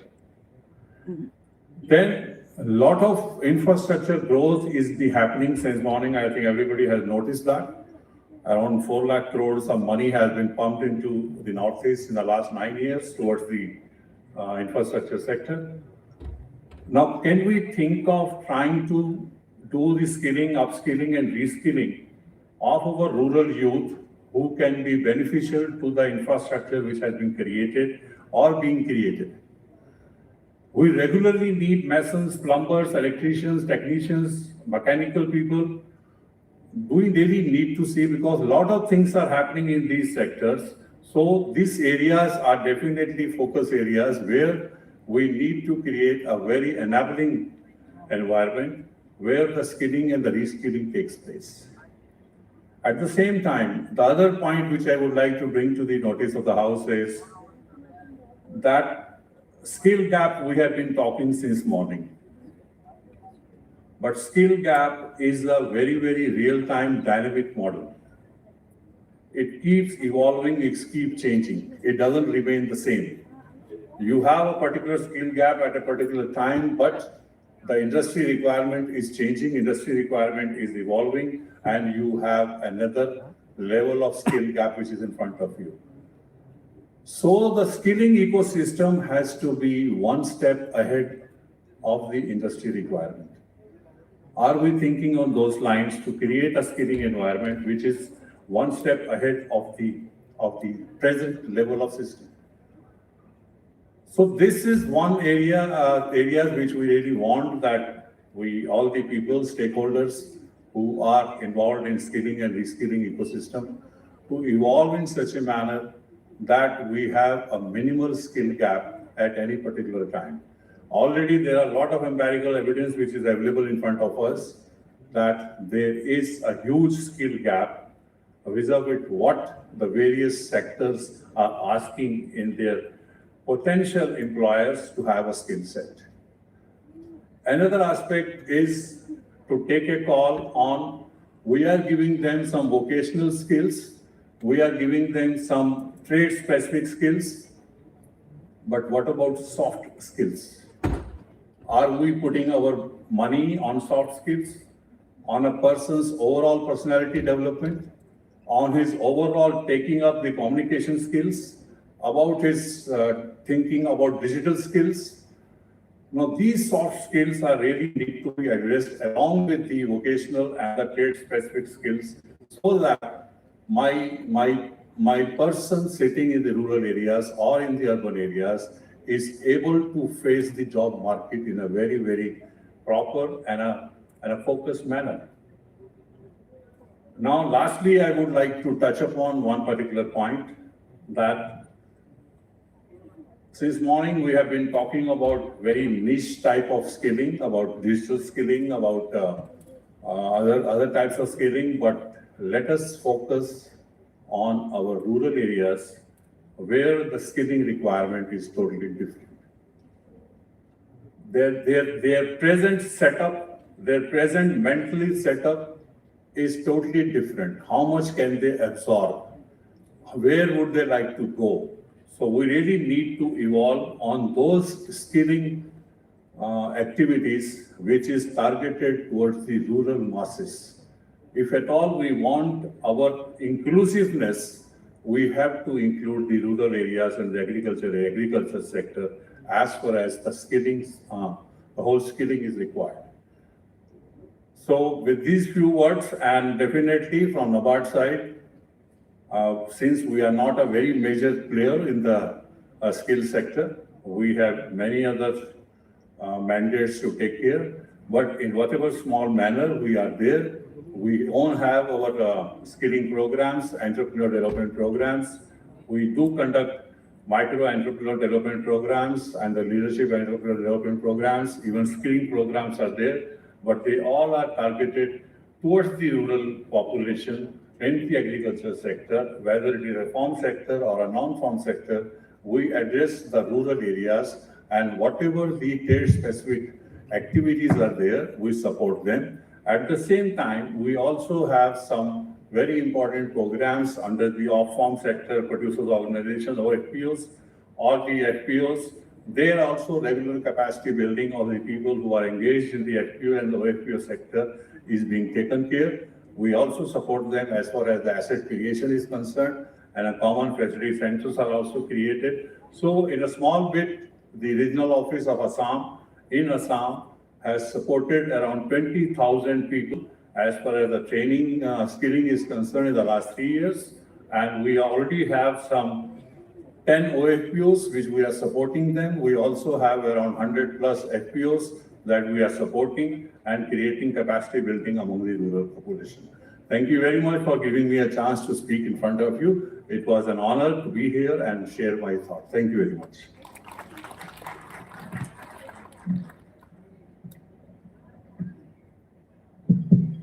Thank you very much, sir, for giving us this perspective of NE's comparative advantage and the need to focus on rural skilling. We have taken note of all your suggestions. Thank you.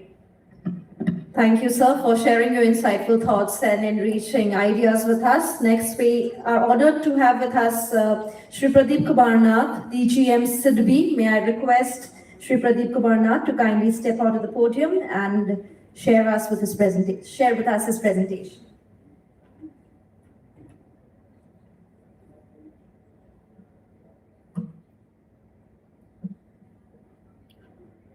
Distinguished guests sitting on the dais, Sri Atul Tiwari ji, Secretary, Ministry of Skill Development and Entrepreneurship, Sri Chalai, Secretary, NEC, Madam Misra of Ministry of Skill Development, Madhumita Madam from the same department, my senior, Mr. Murthy, CMD NEDFI, Naveen Dingraji from NABARD, and all friends of this August gathering today. Good afternoon to all of you. SIDBI, as such, my earlier predecessor said that we have very little role to play in the space of skill and entrepreneurship development. But yet, we do finance industries. That is our basic mandate. And in financing industries, some way or the other, we get associated with skill development as well as entrepreneurship development. My institution, SIDBI, I think many of us are aware that it works under Ministry of Finance, Government of India. It has almost all its gamut of services to be provided for the development of and financing of MSMEs, like direct lending to MSMEs through innovating lending model. It operates a fund of fund for the startups ecosystem. It operates a credit guarantee system for collateral-free credit to small and medium enterprise, micro and small enterprises by any bank. It operates its subsidiary is SIDBI Venture Capital Limited. It is in the trade platform for e-discounting of bills by a subsidiary called Receivable Exchange Limited. It has again a subsidiary called Mudra for small lending to micro entrepreneurs. It has asset reconstruction company. It has acute rating for the MSME rating. It has ISTSL for technology transfer. We do indirect financing to banks, small finance banks, NBFCs, MFIs, and new age fintech companies. We do promotional and developmental initiatives for the entrepreneurs, soft lending to states for infrastructure development under SIDBI Cluster Development Fund. And it's a trusted nodal agency for SME-oriented scheme of Government of India. Now a big scheme is going on, perhaps many of us are aware, that formalization of the informal sector. That how without a Uddam, without a Aadhaar card, say without a PAN card, how a Uddam registration can be done, that is now being facilitated by SIDBI in the Uddog Aadhaar platform. Now, for Northeastern region, many of the activities have been done or conducted by SIDBI for penetrating the Northeast or development of Northeast. Like we are the regulator of Assam Financial Corporation. Then we have set up the Northeast Small Finance Bank. Then SIDBI has co-promoted net fee, soft loan to state government is being given now for the creation of world-class infrastructure. Then we have set up the Assam Startup Venture Fund for purpose support of 200 crore. 100 come from state government and 100 crore has been given by SIDBI.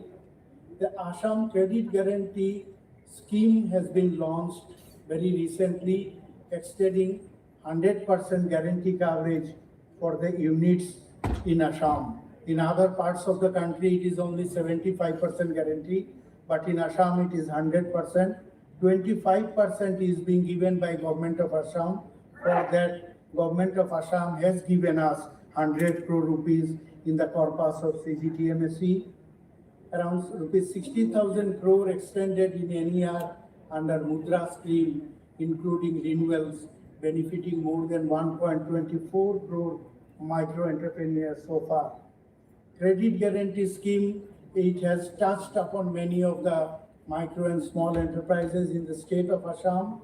It has given 9,100 crore of credit guarantee covering on 1.75 lakh micro and small enterprises. So this is basically my organization SIDBI, and it's working in Assam as Northeastern region.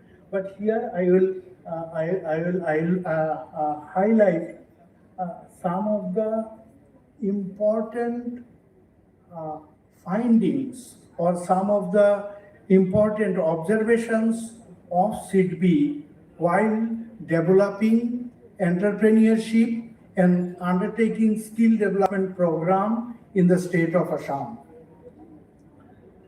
We have been funding that entrepreneurship development program along with IIE. Also, we have perhaps conducted more than hundreds of EDPs over a period of say last 20 years or so.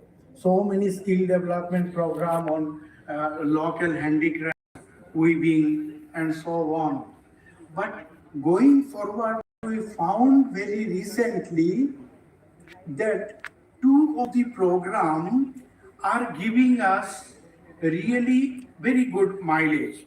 One is Micro Enterprise Promotion Program, we call it MEPP, where it is not only associated with the skill and entrepreneurship development, it gives a very holistic hand-holding up to the setting of micro enterprises or small enterprises, giving them technological support, linking them with the bank, and helping them to market their product, and then ensuring the repayment of the loan to the bank. Now, for this particular scheme, a particular district is selected. We have already conducted in Nagaon, Dibrugarh, Borpeta, and now we are organizing it in Hailakandi district. We have opened the office there in the district, and this program will go on for 5 years. First of all, the potential enterprises or business entities or business avenues will be surveyed and identified. Then prospective entrepreneurs will be selected to undertake those business activities. Those entrepreneurs, prospective entrepreneurs will be trained, skill development will be done through different skill development organization depending upon the type and need of skill development a particular entrepreneur requires. Then their project preparation, project report preparation, taking them to the bank, sanctioning the loan, setting up their industries, helping them to technology transfer, helping them to stabilize the production, to do the marketing and repayment of the loan. This entire process goes on for a period of 5 years, and we are seeing that, say here only the technology or skilling is not the main theme. Here the main theme is the setting up and success of a business enterprise.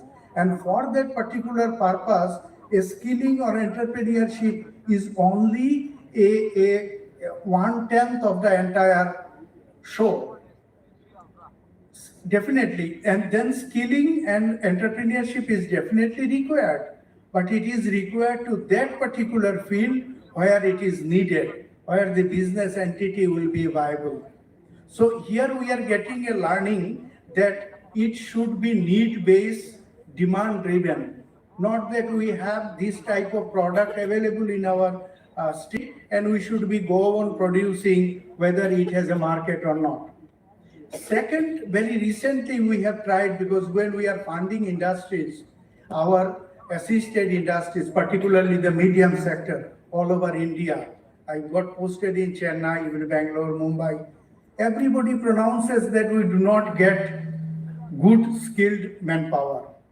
So when I came here in Guwahati, I picked up TRTC. I combined this TRTC training program with IIE. TRTC provided only 2 months training to a targeted group of 30 students. It was an experiment. And IIE provided them entrepreneurial education. After 2 months of training on workshop technician, basically they learned CNC, they learned robotics, they learned how to manage or how to work in a workshop, how to work in a factory floor.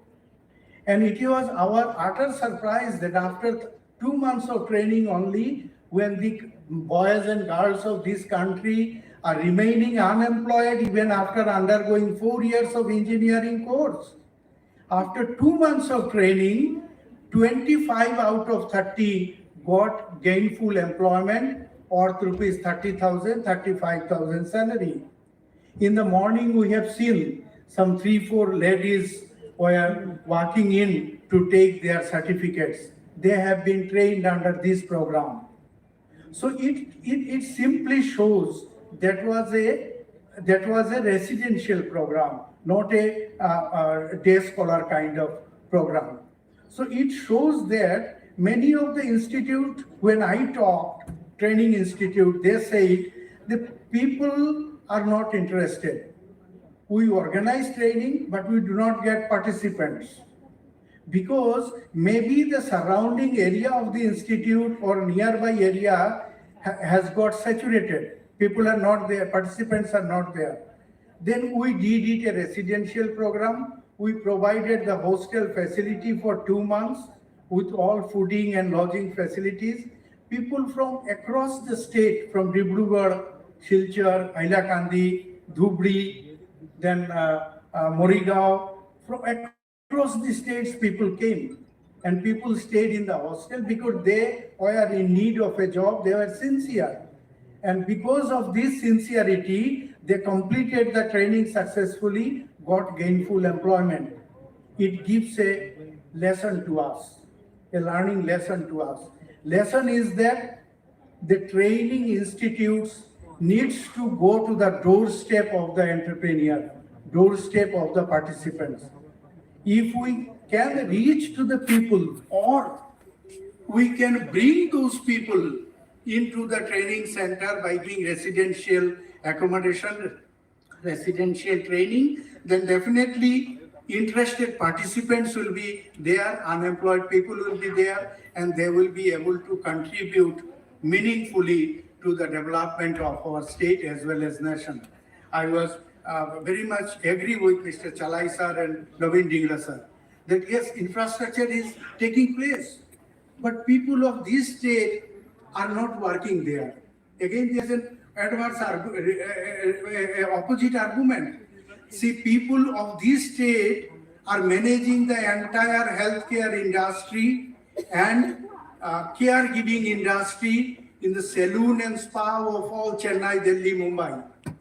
Because the people or the girls and boys of this region are English speaking, they have a natural acumen in caregiving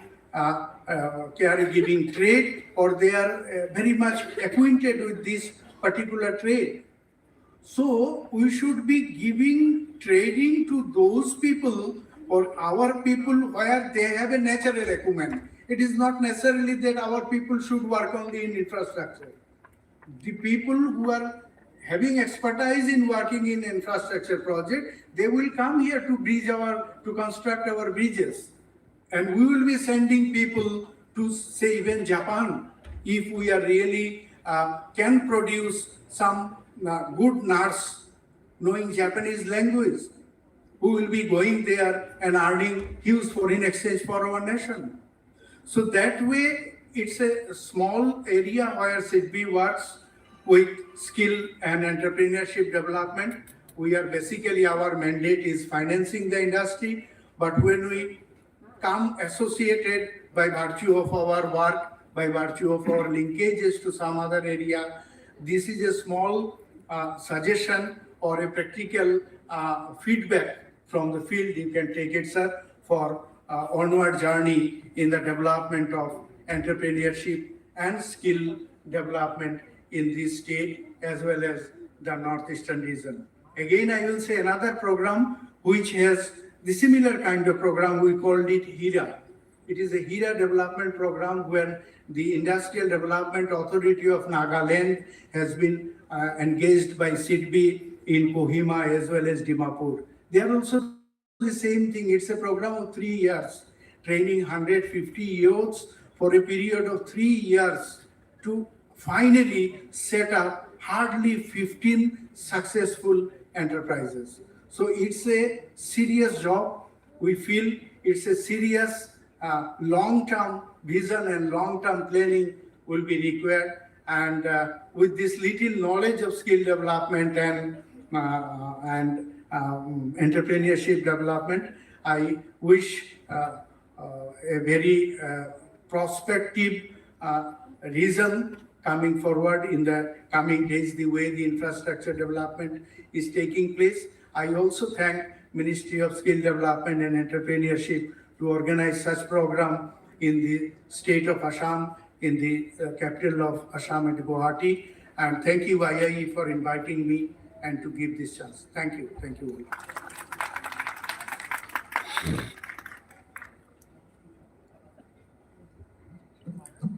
We have with us Shri S.D. Sundareshan Sir, Secretary, Skill Development, Government of Arunachal Pradesh. May I please request Sundareshan Sir to kindly step onto the podium and share his thoughts and views with us.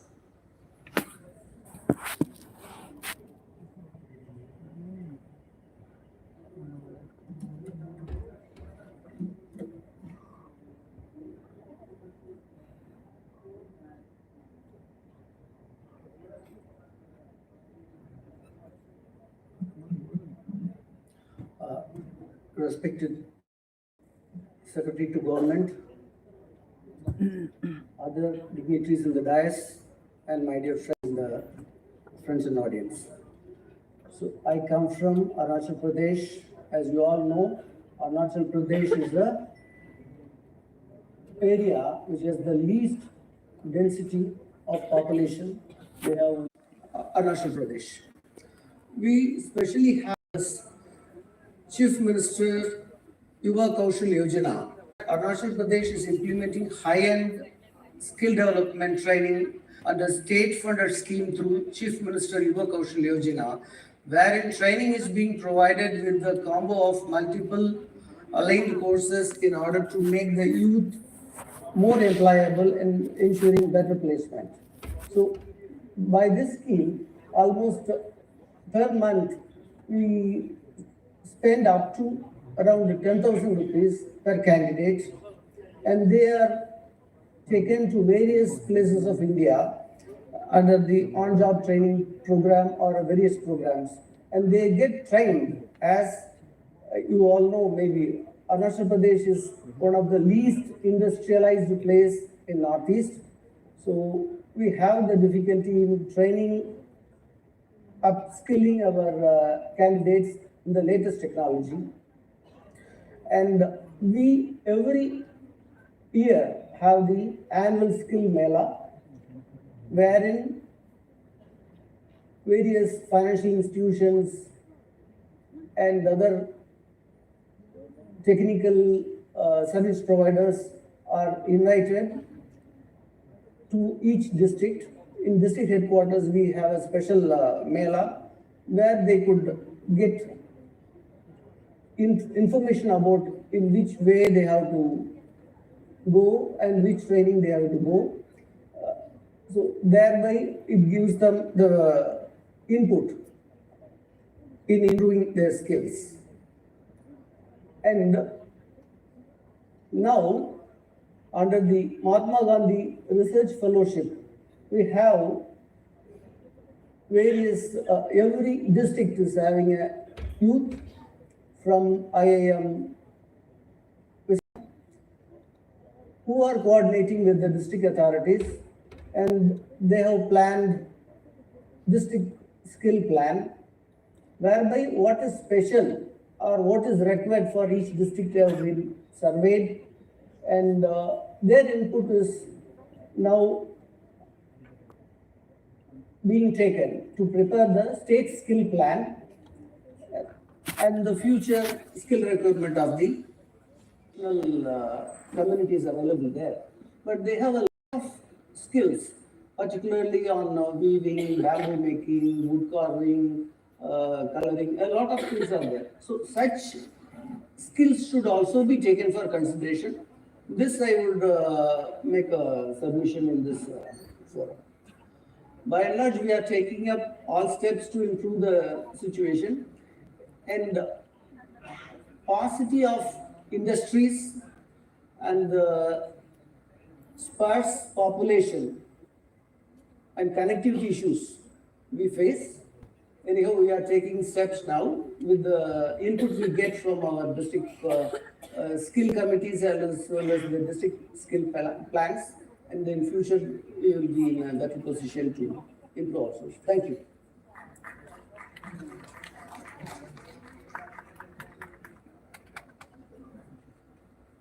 Thank you so much, Sundaresan sir, for sharing your thoughts and views with us. Next, I would like to call upon stage Shri C. Sonagate, Principal Secretary, Department of Labour, Government of Meghalaya. Can we please have Shri C. Sonagate sir on the stage with a round of applause from all of you, ladies and gentlemen.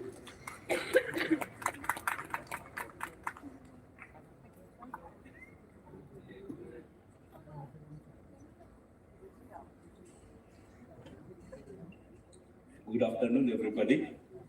Respected Secretary, MSD. So morning we have prepared for some 15 minutes slide presentation, but due to time constraint, I will just want to bring one or two points, which may be, I think, specific to Meghalaya, or it may be this one for other northeastern states also. First, with this convergence monitoring and the scheme that you told us, we will be this one in the coming 20 or 15 days. We'll be working and we'll be submitting it.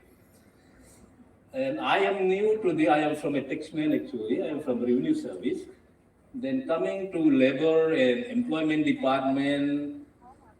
Then first of all, we examined our department itself, and the first thing I noticed was that the dropout rate in our ITIs, even the admission in ITI against the capacity is very low.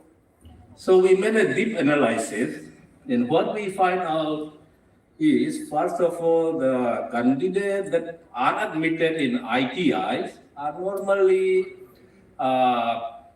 candidates who cannot get admission in normal institutions.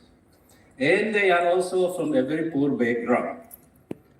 So even with my minister, we had discussed what should be the solution for this. He was telling me either you take the ITI to rural area, or at least because when we analyze our ITI, we found that only in 2 ITI we have accommodation for the student. And we have not revised their stipend for the since 1990. The stipends remain the same. So we say people with average academic score lower than normal student, and also normally people who seek admission in the ITIs are from BPL families. So, sir, we will be bringing up to the ministry whether we can propose for extending at least minimum scholarship to BPL family admitted in the ITIs. And the other one is we say that we will be bringing down the ITI. Now in Meghalaya, we have ITI only in the district level. Some of the districts are quite rural areas, bordering Bangladesh and others. So in this area, it says since we don't have ITI, either we will bring ITI branches to rural areas, or we will seek this one for construction of accommodation to these students. So these are the 2 submissions that we immediately identify the factors that will raise the dropout rate and also increase admission in the ITIs. The others are whatever you have suggested, we note it, we'll put it up and we'll submit it. We will monitor it, all the schemes. Thank you very much.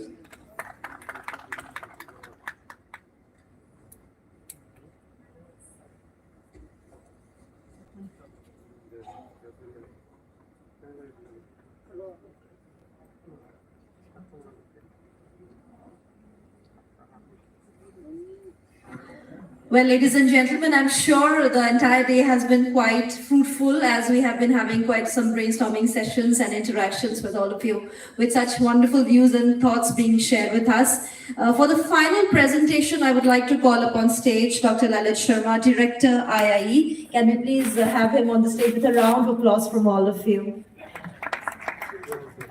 Thank you. Thank you. Respected Secretary MSD, all the delegates on the panel, and other dignitaries present here. I'll quickly run you through the various activities which IIE is doing and also share with you some plan of actions that we have. See, IIE is one of the important developers of Vandhan Vikas Kendras. We have, as of now, developed more than 300 Vandhan Vikas Kendras. Each Vandhan Vikas Kendras having 300 women, tribal women. And we have got a target of developing over 400 Vandhan Vikas Kendras by March 23. So each Vandhan Vikas Kendra is basically a manufacturing unit which is being run by tribal women. As of now, we are targeting 141,300 tribal women, and we have already developed 224 Vandhan Vikas Kendras. IIE is also the nodal agency for Sfurti, and up till now we have developed 54 clusters. in northeastern region itself, covering 26,150 beneficiaries so far, and they are all into different sectors like toys, jewelry, beekeeping, brass, metal, silk, khadi, etc.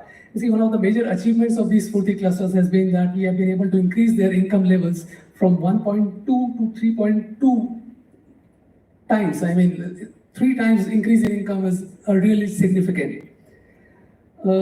We have got 12 new cluster proposals, which we are hoping will shortly be formalized.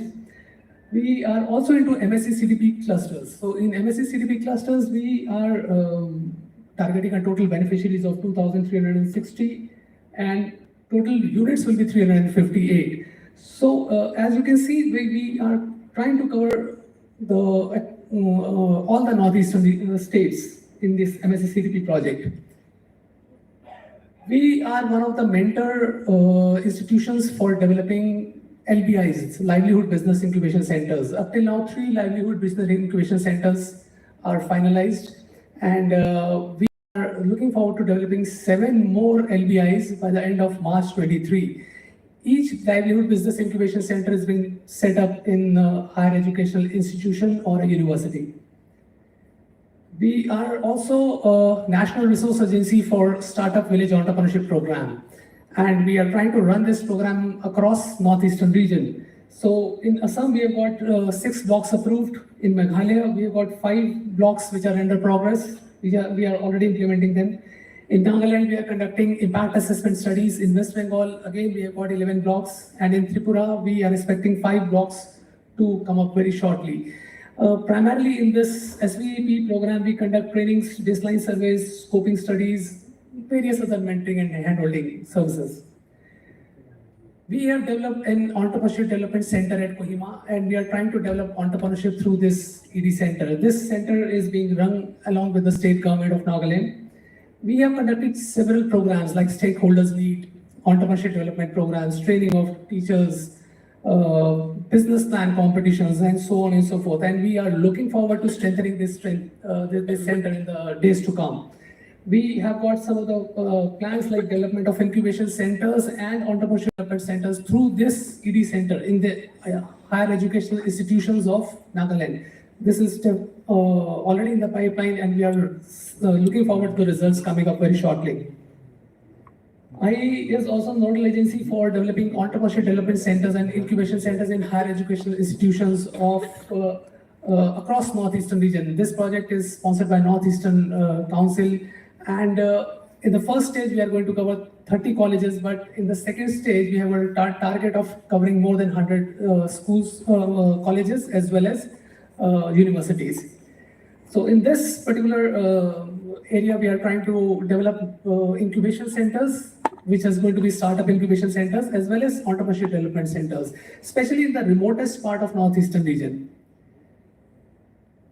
We already have developed 8 caregiving agencies across 8 states of northeastern region, and we have up till now trained nearly 470 students, and out of which 101 have already got placement. So this is in line with what our Honorable Minister was talking about in the morning session of developing more and more caregivers for the elderly.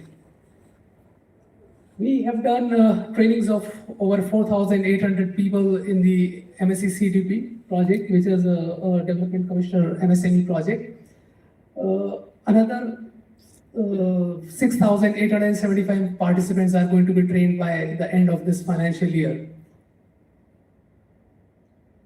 In the FPPO scheme, we are one of the CBBO, cluster-based business organization, and we have developed 10 FPOs and looking forward to develop 2 more FPOs, plus reviving 23 new FFPOs, fish farmer producer organizations. So we are expecting very good results coming out of this particular project also. Now I'll just briefly share with you the further plans that IIE has. We are looking forward to, very recently this initiative was announced by our Honorable Minister, Transforming Lives and Building Futures, under which IIE plans to take up a big target of around 50,000. So we have got some plan, how are we going to actually roll out this 50,000 numbers across northeastern states. So what we have done is we have actually tied up with several government organizations. Up till now, we have collaborated with 28 government organizations. These are the some of the government organizations with which we have already tied up. With the help of this, we are going to expand our footprint. We are going to expand our training infrastructures and training numbers as well. So IIE doesn't only look forward to doing training itself, we are looking forward to taking all the other government organizations along with us, and we are trying to do it across Northeastern region. We are trying to take up all the 8 states along with us. So as you can see that we have taken a target of 5,280 for Arunachal, Meghalaya 4,380, Assam 20,000, and below it you can see the number of collaborative institutions that we have. In Assam we have got 9, in Arunachal Pradesh 3, Nagaland 2, and we are consistently looking forward to developing these collaborations. So we hope to come up to at least 50 government organizations or institutions across Northeastern region through which we are going to cover up this target.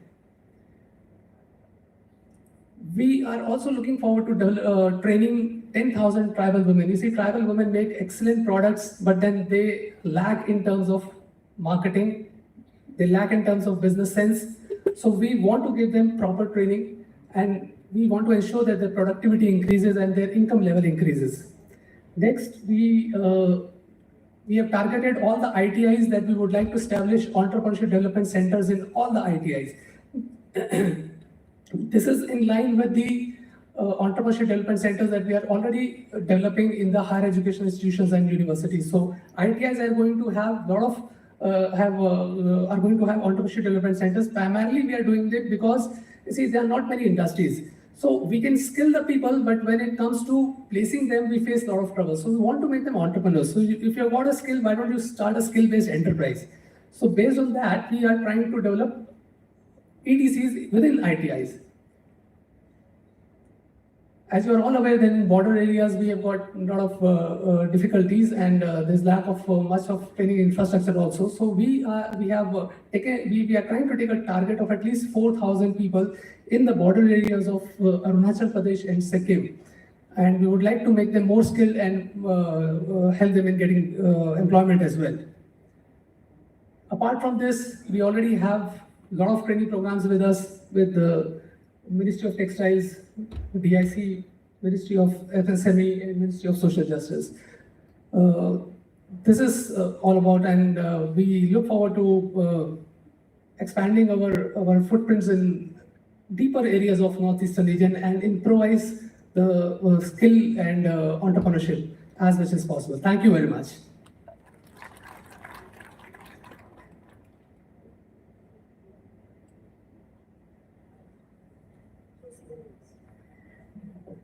Thank you, Lalit sir, for your concise presentation. It has been a long day for all of us, but I'm sure it has been quite a fruitful and enriching day for all of us present here. And as we've come almost to the end of the closing of the first day of Manthan 2023, I would like to take this opportunity to once again to call on to the podium Shri Atul Tiwari ji, Secretary MSDE, to present his closing remarks.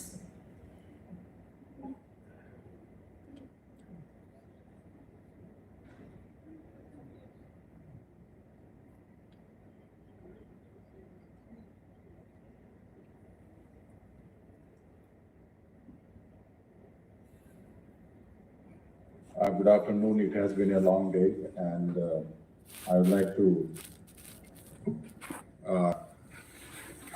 We appreciate the time given by our counterparts from the state governments and UTs, our SSCs, Mr. Moses Chalai from the SIDBI, from the NILET, from NETFI, NABARD, the various bankers, NSDC, and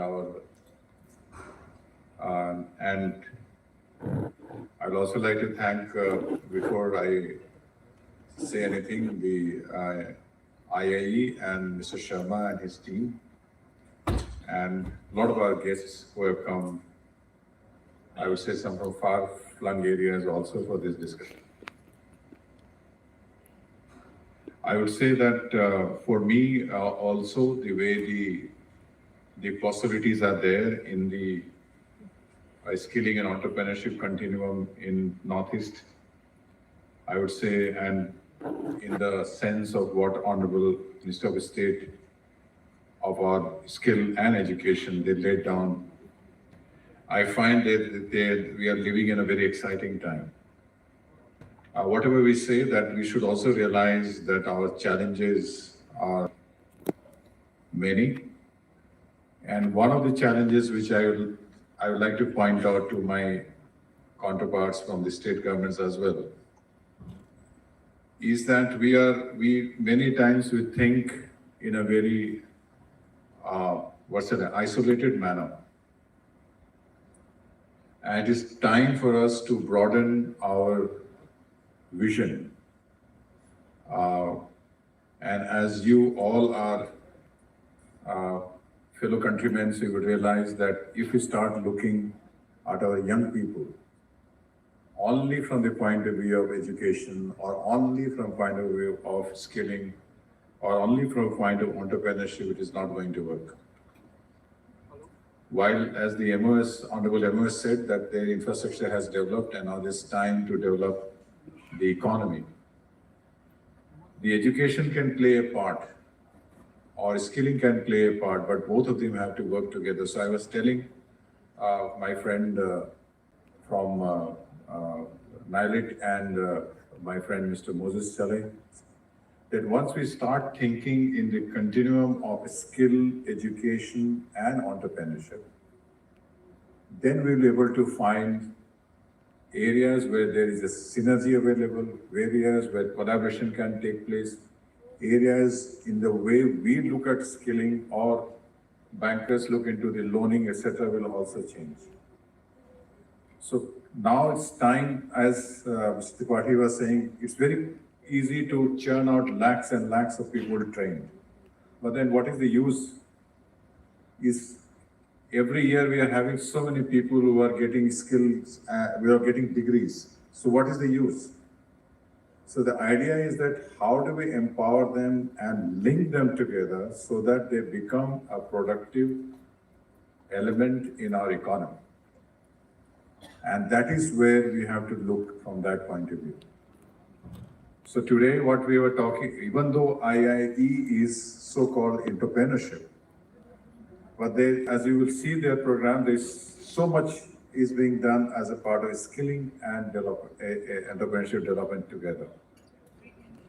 So this conundrum was also eluding us, and now that we are able to crack it, that whatever we're skilling, it has to be leading to some productive employment or wages or whatever.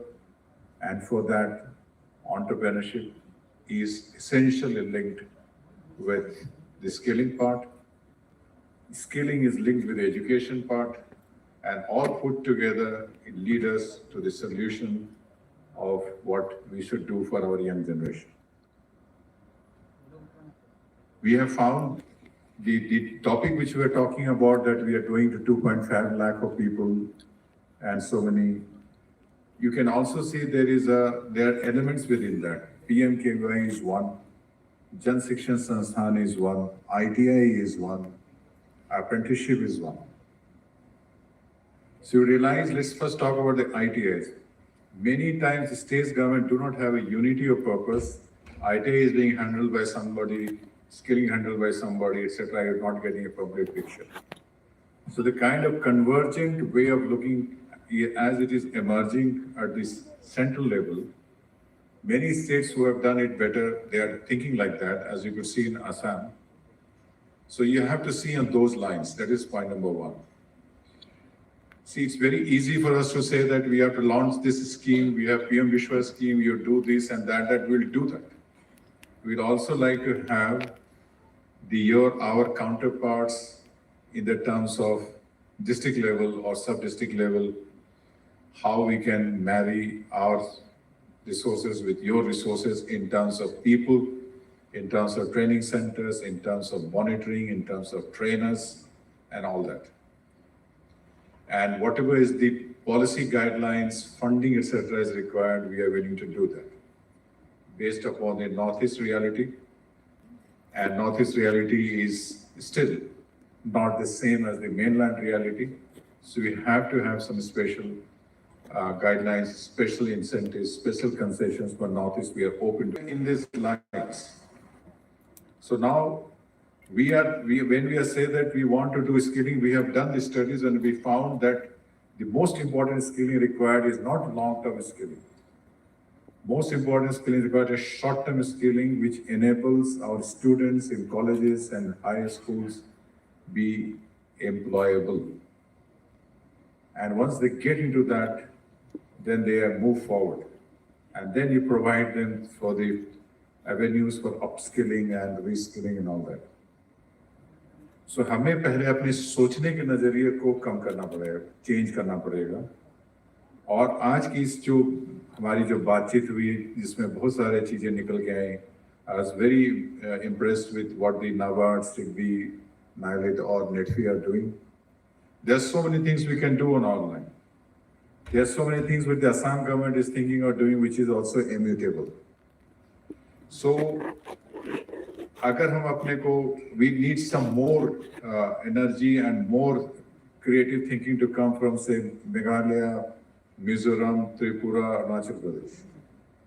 आप सबको उसको एक ही जैसा आप लोग सोच रहे हैं. आपको लगता है किसी भी स्कीम चला दी, इतना कर दिया, ऐसे कर दिया, काम होगा. ऐसे नहीं होगा. आपको पहले अपने स्टेट के अंदर skilling, which includes ITI, polytechnic, I would say AICT colleges as well, और जो तो कॉलेज की डिग्री होती वो एक हुआ. दूसरा आपकी शॉर्ट टर्म ट्रेनिंग हो वो हुआ. फिर आप उस कहीं GSS उसको आप देखिए और अप्रेंटिसशिप आप लीजिए. सबको एक बार समेट के देखने की जरूरत है. तो आज हमारी जॉइंट सेक्रेटरी सोनल मिश्रा जी जो बता रही थी, अब हमारे पास उसके रोड मैप के लिए सारी चीजें हमारे पास हैं. जॉब रोल्स कैसे होना चाहिए, कॉस्ट कैसे होना चाहिए, स्किल इंडिया डिजिटल क्या कर सकता है, हमारी आपकी क्या उम्मीदें हैं, कैसे हम मॉडर्न जॉब रोल्स लेके आ सकते हैं, कैसे हम उसको NSQ अप्रूव करके बना सकते हैं.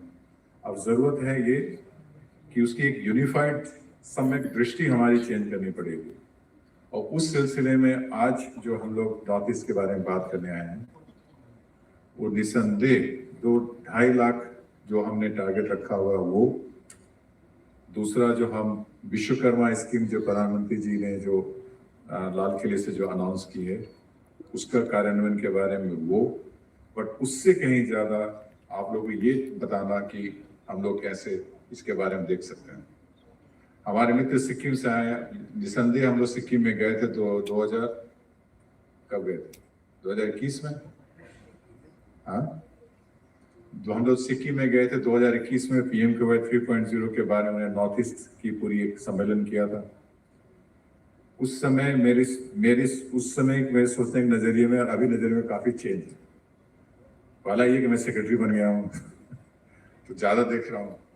पर उससे ज़्यादा जरूरी है कि उसके बाद जो कोविड आया, अब कोविड के बाद से बहुत सारी चीज़ें जो होने लगी, और जिस तरह से स्कूल्स नेशनल एजुकेशन पॉलिसी पे स्किल के साथ काम आने लगा, जैसे हमने सारे अपने स्टेक होल्डर को पकड़ना शुरू कर दिया कि कैसे इसके लिए हम अर्थपूर्ण लोगों को स्किलिंग दे पाए, तब हमें सबसे पहले लगा, and to confess to you, सबसे ज़्यादा पहले जरूरी लगी कि हमारे मंत्रालय के अंदर जो डिफरेंट विंग्स उसमें तो पहले कन्वर्जेंस हो.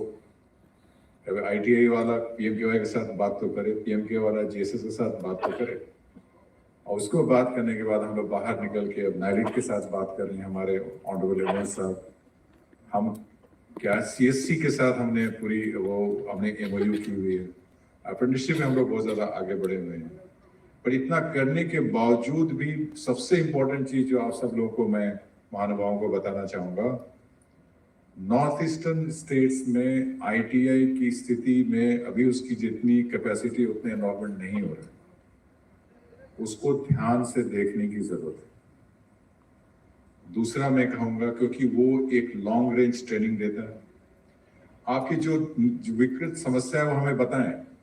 हाल में नागालैंड के मंत्री जी हमारे मंत्री जी से मिलने आए थे, सारी हमने चर्चा की. नागालैंड के कोई हैं? चले गए नागालैंड वापस? है ना।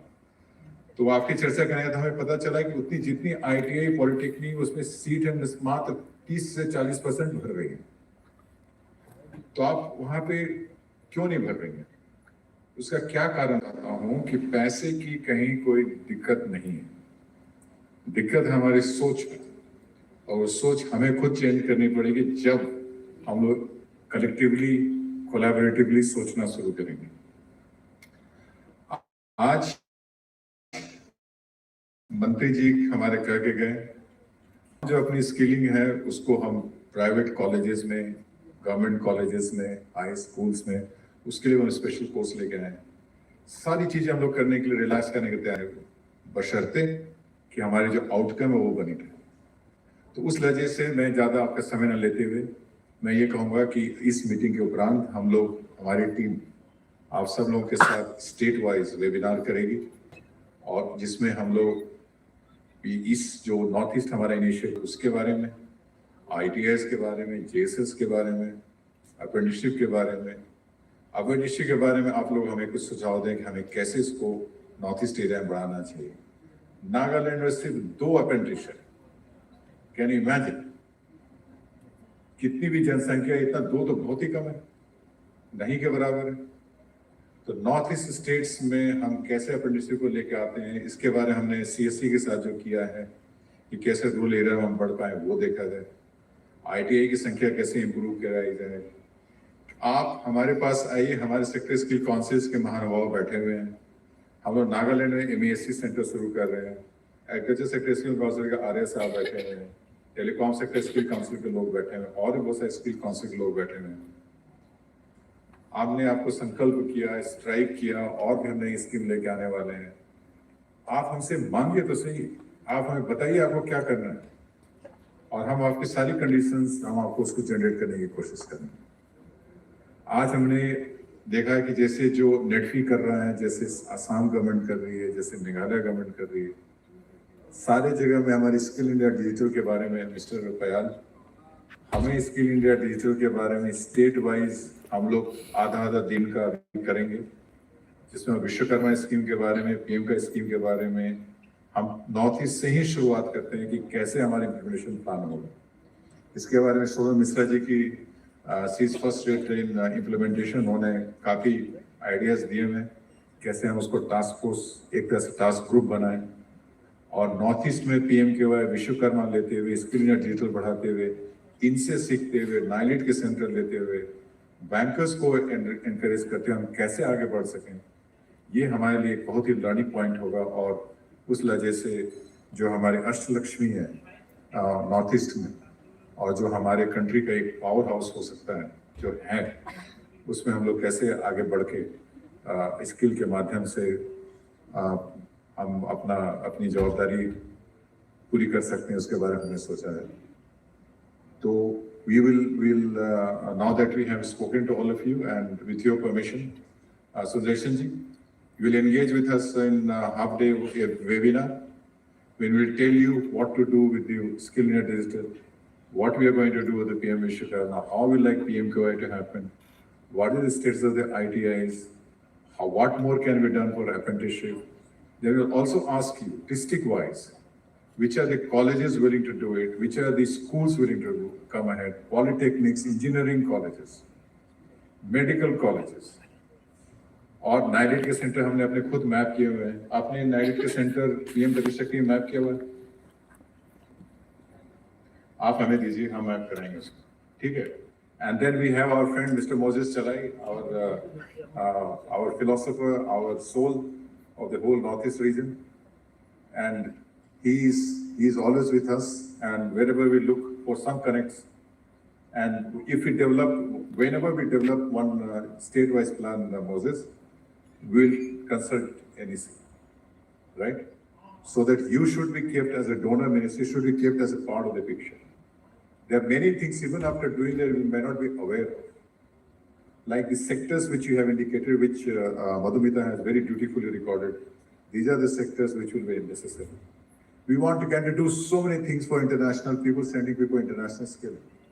So many of young people from Northeast, they are all over India and all over the world. and they have such an affinity for learning of languages. हम फंड करेंगे. अगर कोई स्टेट गवर्नमेंट आगे आती है, बताए कि हमारे सेंटर में, हमारे स्टेट में आप जापानीज पढ़ाइए, जर्मन पढ़ाइए, जो भी लैंग्वेज पढ़ाइए, कोरियन पढ़ाइए, हम आपके साथ हैं. आप हमारे प्रपोजल लेके आइए, हम आपके उसके साथ काम करेंगे. सिक्किम में आप क्या पढ़ाना चाहेंगे बताइए? कोरियन की Japanese?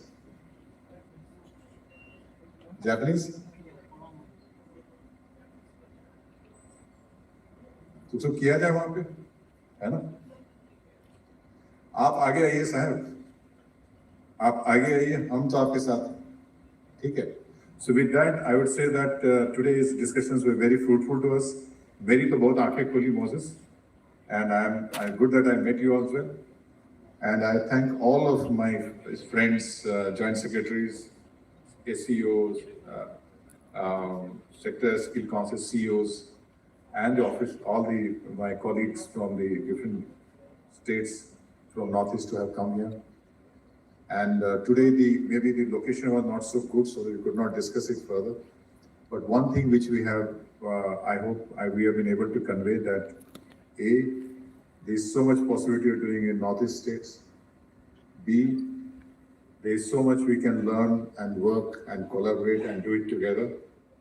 And see that we will have one-to-one state-wise UT session. Assam, aap sun rahe hain? You should lead all the northeastern states. The way you are thinking is how the future is. But then you are a big state. You have better, more resources than that. So we'll continue to use your expertise, your support system in Assam. And we should like to have similar kind of a plan ready for the other northeastern states as well, as part of skilling thing. And learning from that, engaging with you one-to-one, in maybe 2-3 hours, we'll be able to do it. And that will be on call, Mr. Payal, it will be on call. If any state says that they want to have a discussion with us, give a message, we fix up our team, they engage with us. PMKY team, ITI team, JSS team, Apprenticeship team, and the NSDC team.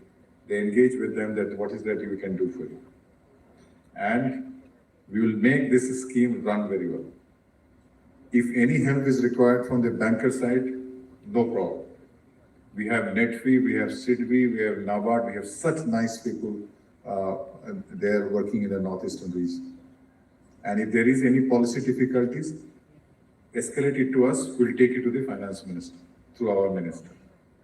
So I would say that this is time for us to do something for this area. And whatever we had organized on 8th of July in Delhi, we should make it work together. And I would like to assure all that from our ministry side, we are totally for this, and we'll work 24/7 for this. And if you don't trouble us, we will trouble you. Okay? Thank you.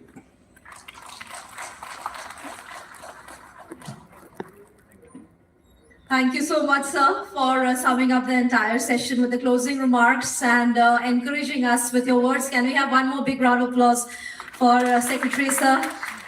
And on behalf of IIE and MSDE, Government of India, I would like to express my heartfelt thanks and sincere gratitude to all the esteemed dignitaries on the dais for the valuable time that they have given us. And I would like to thank each one of you present in the audience, all our representatives from the states and organizations for giving our speakers a patient hearing. So thank you all for being a lovely audience. My name is Pooja Jha Hanse, and it has been an absolute privilege to have hosted you all. Thank you all once again, and have a splendid evening ahead. We have high tea and snacks being served in the lounge area. I request all our dignitaries on the dais and all our guests present here to kindly join us for high tea and snacks. Thank you all once again, and have a wonderful evening.